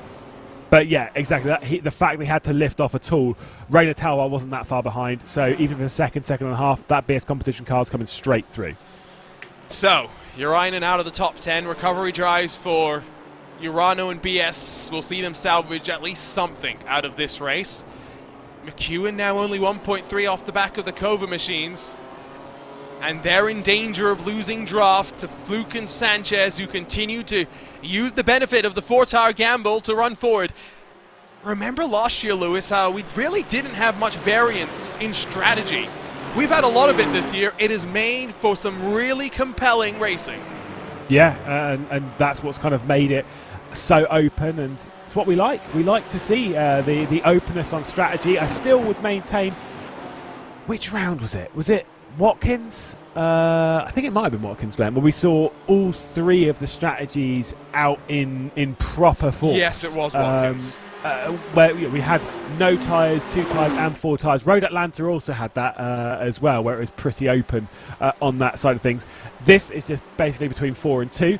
I like the openness, though. I like the fact that these strategies are quite different, and yet we're still seeing them on the on the same part of the track, still the same battles going on. By the way, when it comes to a 1-2-3, if Apex Racing Team can do this, I don't think, looking through my little stats sheet here, I don't think we've ever had a 1-2-3, be it when it was the BMW SIM 120 Cup or BMW SIM GT Cup last season. In the actual main, obviously in BMW Sim Live we did, yes. But in the main season itself, I don't believe we've ever had a 1-2-3. Coanda, 1-2s? Yeah, Coanda. I'm thinking Coanda's definitely done it. Redline's definitely done it. In terms of 1 and 2s. 1-2s, yeah. Yes, no, because like Daytona earlier this year, Coanda last year in the season 1 final round, the invitational round that we had, they did that for sure. Yeah, I think you're right. It will definitely.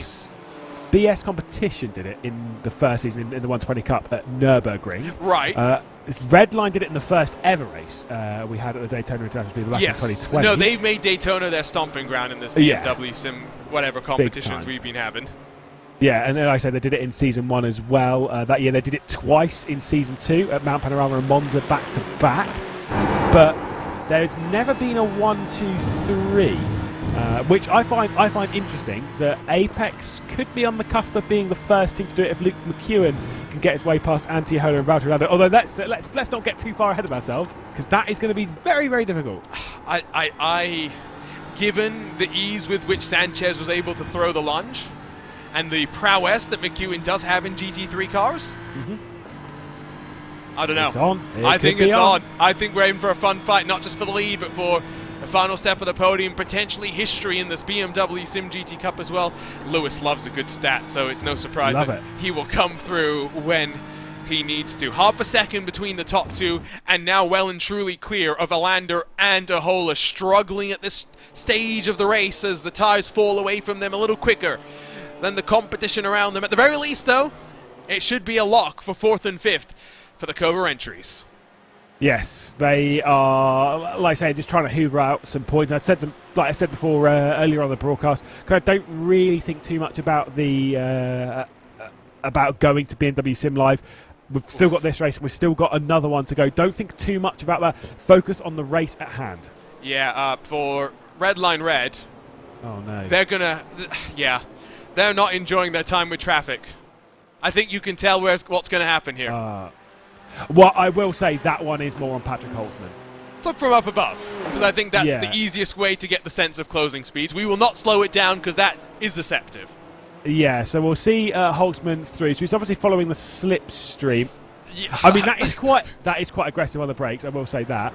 But Holtzman's not exactly on the racing line, is he? I don't. You need to be on the right, especially in GT cars, and maybe not that much to the right. Yeah, no. And there's a bit of you can see everyone else is kind of where he is. I don't know.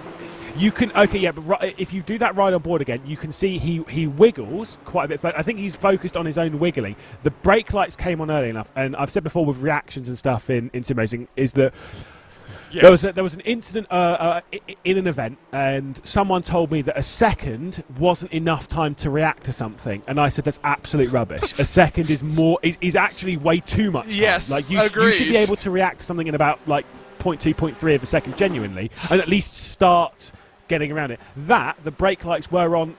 Like, he was slowing. There was around a second in there that he could avoid. So that. basically, For me, it's that's justification for Arca brakes, is what we're saying here. Yeah, pretty much. Yeah, no, it's yeah, no. Now, I know what that one's more on Holtzman. Sorry. okay. The first one was super bad luck. Yes. And the penalty is super just to the 38 that obviously was slowing down on the exit of a corner you wouldn't be slowing down on. I feel with that car, it pulled over to the right and kind of made its intentions clear of like, I want you to go past. And then there was the weaving and stuff. Yeah, nah. I agree with you on the first one for sure. I am ambivalent on the second one.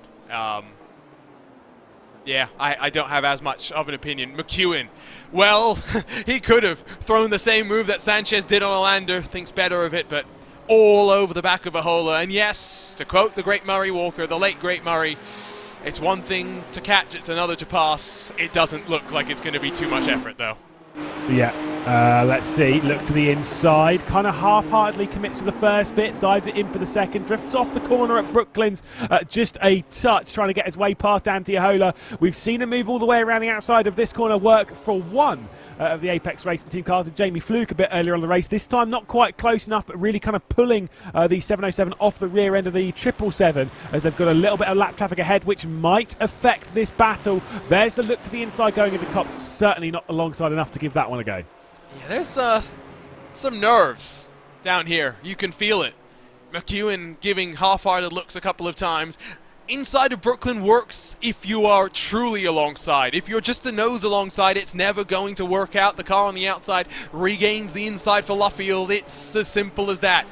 While McEwen works on the black and grey machines, it's Sanchez's turn to think about the fight for the race lead. It's been a long journey since January the 8th when Sanchez put it on pole position to start the 2022 BMW SIM GT Cup.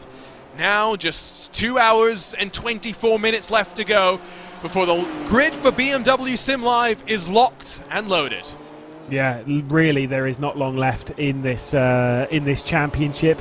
Getting ready for BMW Sim Live, but of course there is money up for grabs as well in the individual races. 1,200 to each driver for the race winner. Here comes the defensive move. Oh, that's almost a little bit too much from Antiola. Luke McEwen was looking to the inside, coming up towards Abbey. Had to lift out significantly. I mean, that I'm not sure he would have really been able to get alongside enough to kind of demand anything with Abbey. It's such a fast corner, and if you're not fully alongside, generally in a GT car, the outside line will prevail. But that was getting a little bit dicey on the Houghton straight. If these two fight, does it give Olander some separation with which to work with? That's the question that he'll be hoping the answer is yes. I don't know if McEwen can set up the move a little bit better, can actually plan it out, like you can see here, running a little bit wider into Luffield so we can cut back and try and get onto the power. If he can figure out the right way to get to where he needs to be, he could get this move done in a clinical fashion. You would guarantee, though, at this point, the gap is too big for him to close to the front two, to his teammates, to fight for the win. Yeah, he's not in that fight. That's fair enough. That ship has sailed. But the battle for the podium is absolutely on for Apex to sweep the prize money for the first ever time in BMW Sim GT Cup and obviously 120 Cup history. It would be a big defining moment as well for Apex Racing Team. Well, this is pretty much as near as makes a difference their local circuit. I think Donington might be a bit closer, but still, it's in that vein. I mean, Rockingham really is their closest circuit, but that don't exist really. So we'll gloss over that one. Hashtag Rockingham Luke McEwen.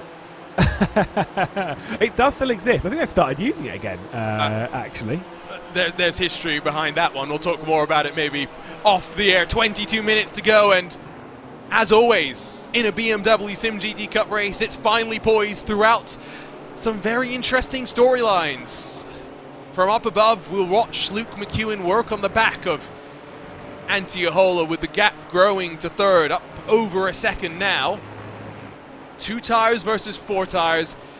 I'm glad, well, I kind of expected there was going to be no one that would try the no-tire gamble, but Yeah. I'm glad at least that everyone was sane enough to recognize that. Yeah, no, that was never really going to be on around a circuit list. Got to say for McEwen, time's on his side in this fight. Obviously, it won't be forever, but there's still 20 minutes left in this race. Roughly, that would translate to about 11 laps on this pace. That's quite a lot of opportunities. Here comes the send once again down into Brooklands. Again, he'll look at the place, though, where he compromises himself for the very next corner. Ahola covers the inside through Luffield, and as much as McEwen will try the up and under to get the power down nicely, it will be the black and silver machine, the stealth car that holds on. Alander checked up behind some lap traffic, who will now potentially bottle up Ahola in towards Maggots Beckett, maybe even out of Copse. Ahola has to slow down. McEwen has to get onto the anchors as well. There'll be 3 wide potentially in towards Maggots and Beckett's. Oh, yeah, super dicey there. That was very, very close again. Well judged between the two of them to have got around that lap traffic without losing anything too much and potentially even losing the races between themselves. It would have been so easy to do. They're going to have to deal with that again, potentially down into Stowe. You can see that Valtteri Ulander's got a bit of lap traffic ahead of him that he's going to navigate before they get down to the end of the hangar straight. It's just whether these two also get through. I don't think they will. This could be dicey. Take a look at the track map to see that traffic, there's still a little bit, there's not too much more of it. They'll execute nicely the passing maneuver through Stowe.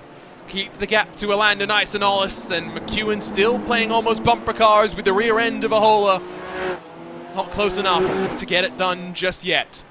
Sanchez has not been trying, and I wonder if this is just, all right, let's run away, build a gap, and then the final 5-10 minutes will go at it, or if this is a bit of the team games and maybe the recognition that history is on the line. Yeah, I mean, I'm sure they'll have a little bit of a battle before the checkered flag to see who's going to come out on top, who's going to take the top prize money as well, and who's going to take the top points. But we'll let them fight. We'll see how that one goes. They've got plenty of time, and I said they might want to almost wait until Luke McEwen's up into third potentially, and then, because then it's even more security for them of like holding on to the podium from their point of view. Because speaking of, they can get McEwen to slow down. Yeah, right. Again, inside of Brooklands, outside of Luffield. Is it going to be rinse and repeat for the 3rd time? This time a little bit better and alongside on power down, but again Ahola has the inside line into Copse. McEwen a little bit more speed, but it will be about who's braver, who wants to play bumper cars. They're dooring each other on the run into the corner. McEwen bold around the outside, willing to run off the road, will run himself to the nose in front, and finally McEwen should get it done. Yeah, that was nice stuff. Like I say, accepting the 1X, of course, for track excursions on the Exeter T1, not getting a slowdown for it. It's absolutely fine. Lead is getting close as well.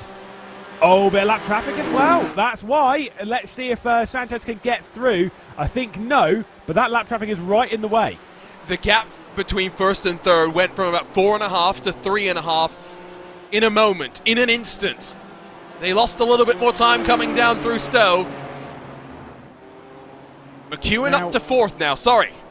Is that an indication of team orders, in a sense? Because let's be honest, if that was Redline behind the Apex Racing Team 98 of Jamie Fluke, and that lap traffic got in the way that we kind of, as we jump back onto it, how slow Fluke was going comparatively, I think Redline would have potentially come through in that, or another team, Cova, whoever else. If it was a different team battling, but there was no switch, there was no even side by side into Stowe.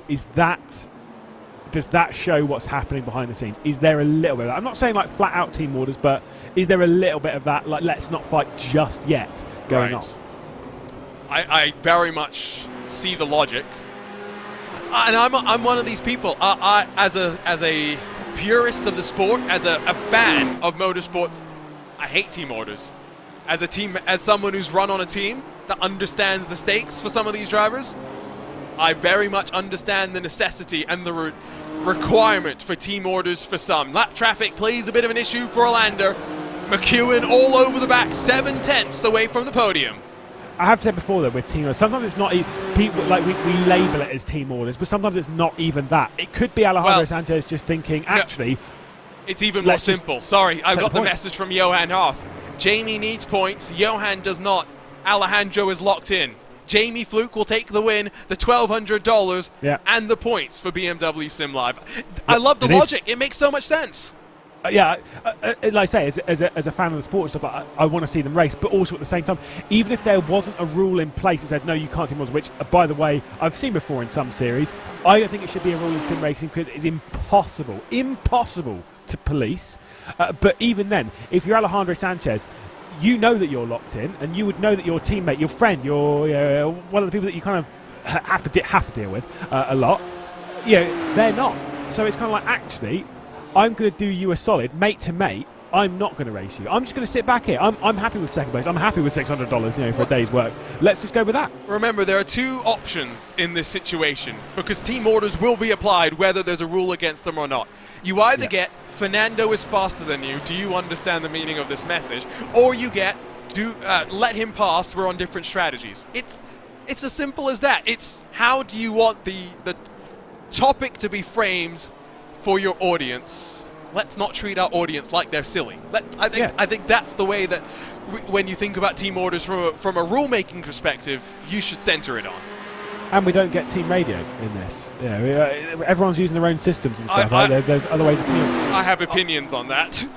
Yeah, for some series and stuff, there are ways of essentially forcing the communication to come through a certain platform where it can be monitored in a certain sense, and then but even still, like, there is nothing stopping things being discussed pre-race as to what happens in these scenarios, which is how it goes. So even then, as you try and remove team orders in one way, you can never properly eliminate it. And it's kind of like, what's the point? Just let them be, because it's just not worth the hassle, to be perfectly honest. Either way, we might well get that 1, 2, 3 for Apex Race 15 minutes on the clock. Luke McEwen, one more car to pass in Valtteri Alander. Also, again, 2 tyres for the black cars, those being the Covers, 4 tyres on the pit stop for the car we're looking at there of Luke McEwen. Yeah, I mean, team orders, I know, it will be a hot-button topic for many a viewer. It's still more entertaining than what Ewan O'Leary and myself did yesterday on the iRacing Bathurst 1000, where at the end of the race, we just scrolled through all the cars and rated the liveries out of 10. Nice. Yes, endurance races. Sometimes they are fantastic. That is classic. I want to see what your what the highest rated livery was. I think I gave a 9.5. I got to be honest, Ewan was not looking to make friends with any teams. He was brutal, wasn't he? He was pretty harsh. I respect that guy so much. I do expect now that any livery that Ewan races in is a bona fide masterclass. Well, yeah, but he won't. For one, he doesn't do sim racing. If you ask him, he's like, no. He didn't even do the commentators race. I know. Yeah, neither did Cam Roger. Neither did I. I was busy. I was at Brands Hatch for the Here weekend. we go. Alander struggling with the tyres, and now McEwen with the opportunity to set up out of the village and through the loop. Just look at how much better a run. If anything, he's compromised himself by going so tight and going so aggressive. Now has to regather a bit of momentum. Unlikely to get the move into Brooklands this time. He will look, as he had done a few times in Anti-Ahola, into the corner, trying to get him off of the apex. Problem is he can't do that too much, because look who's behind. It's Anti-Ahola. He's got to worry about what is happening behind him. He's got a Cova ahead, a Cova behind. What type of sandwich is it? It's an Apex Racing Team sandwich with Cova bread. It's not a Cova sandwich. I let you point it out just because I know how fastidious you can be about it. I really wanted you to answer then. I was like, I was 50-50 as to whether you got it right or wrong. Oh, so I'm just looking at live points right now that George Simmons has sent me, and I can it's going to be. We're going to have some fun at the final round of this championship. Tight, is it? We'll get official confirmation. It is looking like it will be a blockbuster. Unfortunately, you won't be around to see any of it. No, unfortunately not. As again, I am away. Alas, Ewan O'Leary will step into the role, and then we'll rate these liveries out of 10. I am sure. You do remember that I got in trouble for doing that in last year's season opener, so I'm not going to do that anymore. What, of rating people's liveries? Yes, I got accused of being too biased towards BS Turner, which is fair. Yeah, you were though. Yeah, is that a 10 out of 10? Yeah. Oh yes, easy 10 really? out of 10. Easy 10 out of 10. It's about 8 for me. Ooh. Yeah, I am also harsh on liveries. Yeah, no, you are. Okay, focus on the race. 12 minutes left to go. Still Sanchez not going to push, so we focus on McEwen and Ahola and Alander. Alander still every time through the village, so wide through the opening section. But it's because he knows he can compromise and block the momentum from McEwen. But this time McEwen closer and has got the run. Yeah, this is not looking so good for the Cova machine of Valtteri Alander. Luke McEwen very close, looks to the inside coming into Brooklyn's going to send it in with the superior grip, 4 fresh tyres. Well, they're 50 minutes old now, but still outside line. This looks like it might well go the way of Luke McEwen. He's got to send it in, he's got to kick the rear end out just a touch on the exit of Luffield, and boom, it becomes an Apex Racing Team 1, 2 and 3. History in the making now, as McEwen will look to build a buffer to hold on. 3 years of these BMW official sanctioned competitions on iRacing. It started with the BMW SIM 120 Cup. It became the BMW SIM GT Cup last year and now established as a fixture. We've seen 1-2s, but never the 1-2-3, and now potentially Alander continuing to struggle. Ahola all over the rear wing.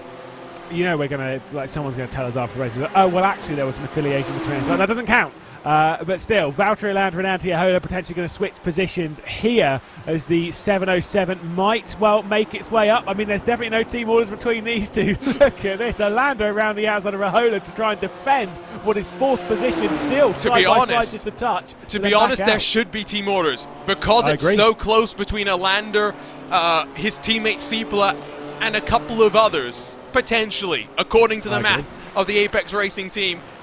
Potentially there should be team orders. It's why these bigger teams have the benefits of these big organizations. I absolutely agree. I think they should back off. They should kind of allow things to kind of unfold in a way that's going to back them a little bit more in the points.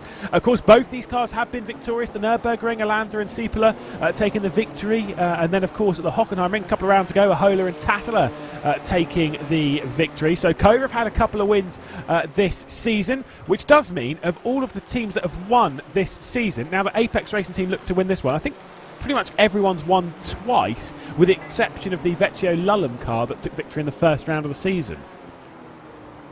Technically, although I guess that means that Redline have won 3 times. Exactly, you're making me thinking about this very, very hard.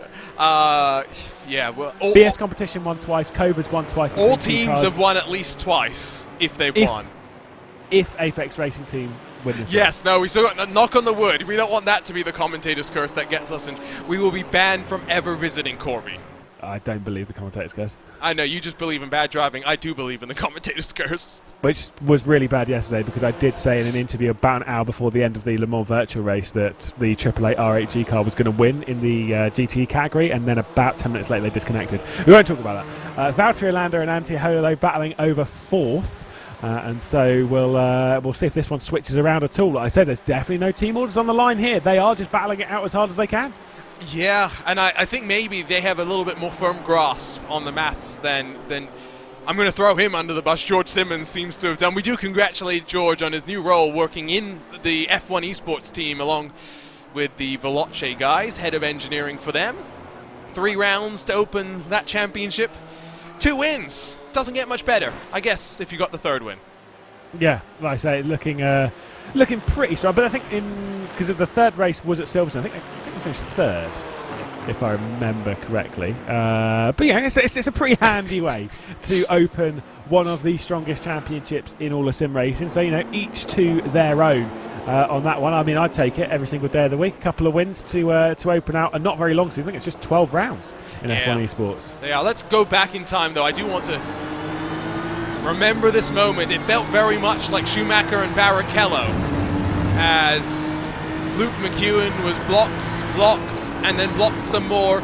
There was space, but the reality, they got to the point in the corner where you had to be on the left-hand side. They fight, though, the 2 Cova machines side by side. Yep, 777, Valtteri Alander on the inside going through Luffield, the 707 of Antti Ahola going around the outside, which is how quite a lot of moves have happened through Luffield. But these two, both on 2 tyres after the pit stops. They're losing a lot of time. Obviously, they've accepted the podium battle is completely gone. It's just the battle between them. They're not going to receive any prize money from the day's racing, only going to the top 3 in this race.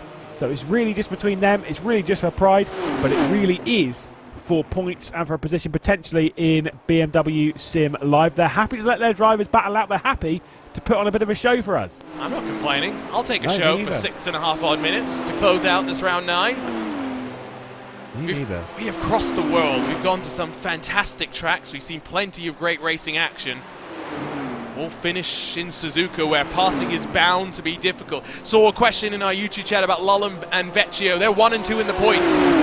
Don't really have to race for the rest of this campaign in order to make it to BMW Sim Live, so maybe the next time we'll see them will be on October the 29th for the final of BMW Sim GT Cup.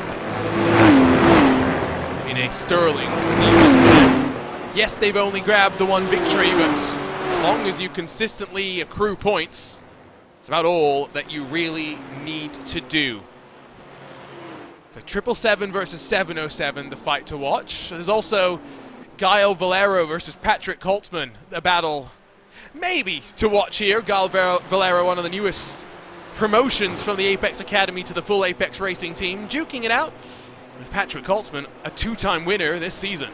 Yeah, and of course a 4-time podium sitter this season as well. I think that's the second highest amount of podiums this season. I think Kevin Ellis Jr. as a solo, like just him, might be up there as well with Sanchez. I'm not 100% sure on that one, but either way, we do know that that Holtzman and Beneke, despite the terrible start to the season with just a single point to the Daytona International Speedway and then no point at Road Atlanta, they then got 4 podiums, 2 of which were race wins. The Vecchio Lulham car, they've been on the podium 5 times this season, of course, with that victory, and 3 consecutive podiums between Nürburgring and Spa. So a few stats to throw out there with some of these.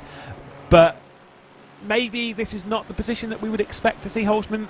But that's because of the luck, the luck that went their way. Bad luck on the exit of Chapel with a bit of lap traffic, seen them drop way outside of the top 5, way outside of the podium battle. My constant refrain is never trust the commentator's math. Do you trust George Simmons' math? That's the question you should ask yourself as I give you the point situation. I hope so. As the Apex Racing team understands it as, and the number 3 and the number 1 fight further down through the field. I am also just chickening out of saying this team name. A little bit of a wiggle there for Visceral. Jamie Fluke, 70 points, sits in 11th. Matti Siepela, 69 points, as Sanchez will steal the fastest lap. Important bonus point potentially to steal away from one of the other machines because it goes to the driver. So Fluke 70, Siepela 69, Alander 68. Would miss out by 1 point on BMW Sim Live. It is very much between Fluke, Siepela and Alander as we head into the final round. Yeah, and that's where they need to kind of like make decisions within Cova to try and keep them in the rhythm. Coffin does have a bit of an issue as well in the number 6. This is promoted that battle that we were looking at up a spot. They do come back, so it is clearly a connection issue for the number 6, but they are back into it, of course. We'll have to wait and see what happens with Lasse Urainen, but that is not where they'd want to be, having connection issues with just 2 laps left to go in a race like this. No, just get to the end, get the result on the board if you can. The gap as well has really grown. 11 seconds between Fluke and Alander gives you the sense of just how important it is in these races, Lewis, to be adaptable. Yes, you come in with all this knowledge, this data, this preparation. If you can't adapt to what the track is telling you, to what the car is telling you, you'll always be a step behind those that have figured it out. Yeah, and it's why we've said before with the IMSA Esports series that's coming up, the idea of safety cars and stuff in the races, you've got to be able to react to it. You've got to be able to adapt to the race every single time, and that's what Apex have done, at least in this race. So we'll see what they can do in future anyway. But Cova not reacting potentially to it, and saying that they had the same kind of knowledge coming into it. They were expecting to be 2 tyres, and then maybe thinking through the race. That's not the case, and yet they still stuck with the original strategy.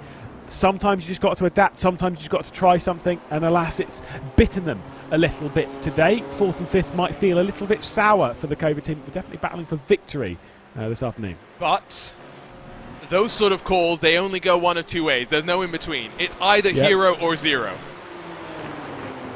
And I've been either side of that more than once. I'm usually on the wrong side of that equation. Nine times, yeah, Yes. yeah. It's normally on. It's normally on. The So bad this side. is where it's useful that I can load up F1 Manager if I make the wrong call, Alt F4, and just start again. Oh, you don't do that, do you? No, I don't. I was going to say I do. I'm going to no, lose but some respect for you. what I do is in Football Manager, if I've won a game or I'm winning a game, and let's be real, Football Manager is known for sometimes electing to crash on you. If I've won the game or was winning the game, on course to winning the game, and then the first time I replay it, I lose. I'm not moving forward until I win that game. Nah, to be fair, I can kind of. They're not I can stealing kinda my side with win that one. away from me as Guile Valero gets in front of Patrick Holtzman. I can kind of side with that one. I think I would be in the same boat of being like, nah. No, it wasn't my fault. But each their own on that one. And kind of going into that, right? Some of the other, more arcade, simcade type of titles include the flashback, rewind kind of features. iRacing developing something similar for practice sessions and practice sessions alone to enable drivers to learn sections of the track a little bit faster. It's a tool that I'm really looking forward to seeing how it's going to work, because it has the potential to revolutionize how you learn a track like the Nordschleife, for example, where certain sections, you don't learn corners, you learn sections. At the front of the field, though, it's about the current, it's about history. The Apex Racing team are ready for one final lap to make it a 1, 2, and 3 as Antti Ahola steals points away from Valtteri Alander and Matti Siepola. Yeah, that is a big move. I think there might have been a mistake from Valtteri Alander, considering how they left the corner, just drifting out potentially a little bit wide on the exit of Stoke. Might have just been a big send from Antti Ahola, so fair enough on that one. But yeah, big moments for Kova. This is looking a little bit leery. A couple of points going out of their pocket as they head down into the final round of the season. It was just a send straight down the inside. Antti Ahola on the 707 making it stick as they head down into Stowe. Now, there's not much time for communication. If anyone from Kova has been listening to our words and getting the insight from George Simmons, to be fair, I think maybe George would have preferred that I didn't publicly share where the points are standing, because the more Kova fought, the better it was for Jamie. Yeah, and also you've literally just blasted that on it and gone, by the way, I've got all these points If from they're wrong, one of your it's him. guys as Yes. well. It's just like, wow, that is a proper Arjuna moment. That is fair enough. It's just the relationship with George. One of them. I say Jamie Fluke is the nicest man in all of sim racing. George is up there as well. You don't think I am? No. Oh, you definitely not. He's not wrong.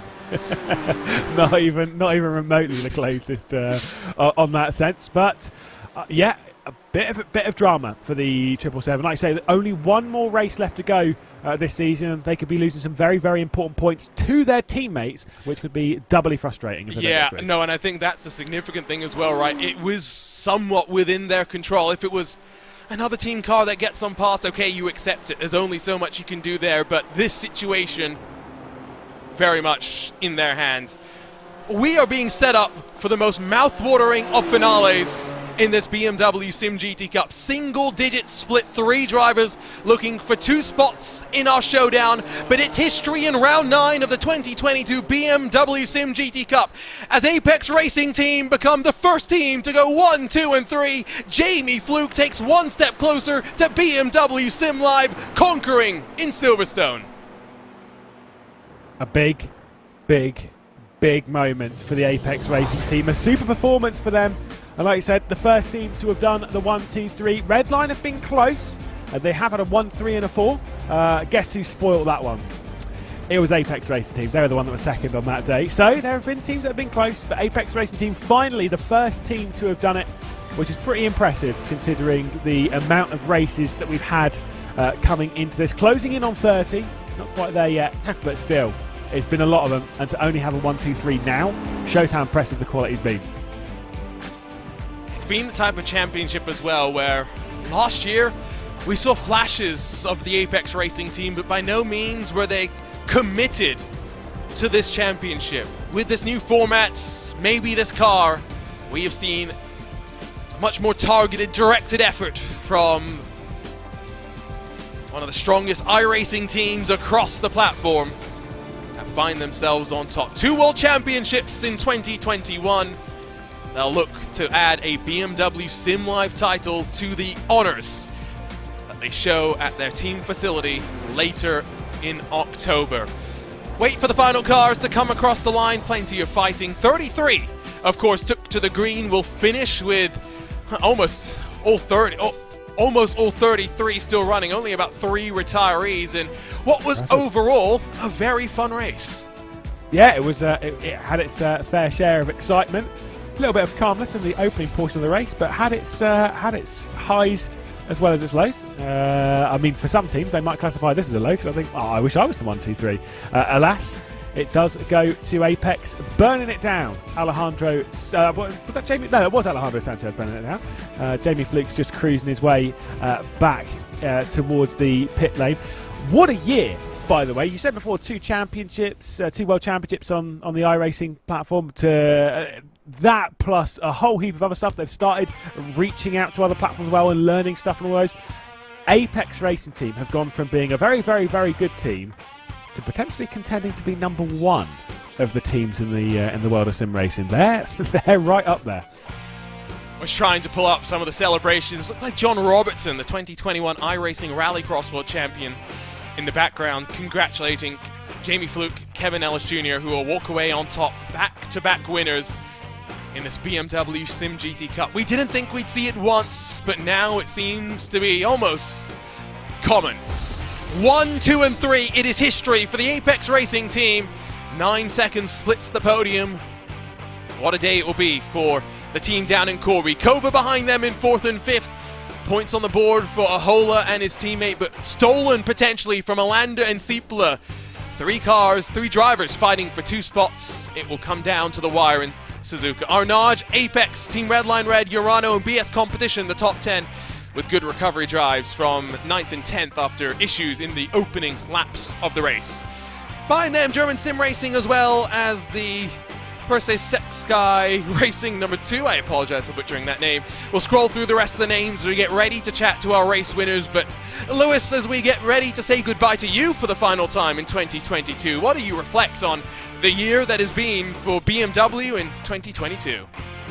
Again, it's always moving forward. We kind of respect the work that BMW have done in the world of sim racing and the world of esports generally, and how they keep kind of pushing things forward more and more. Every single kind of time every new year we have, there's kind of more things, more ways they're trying to push forward.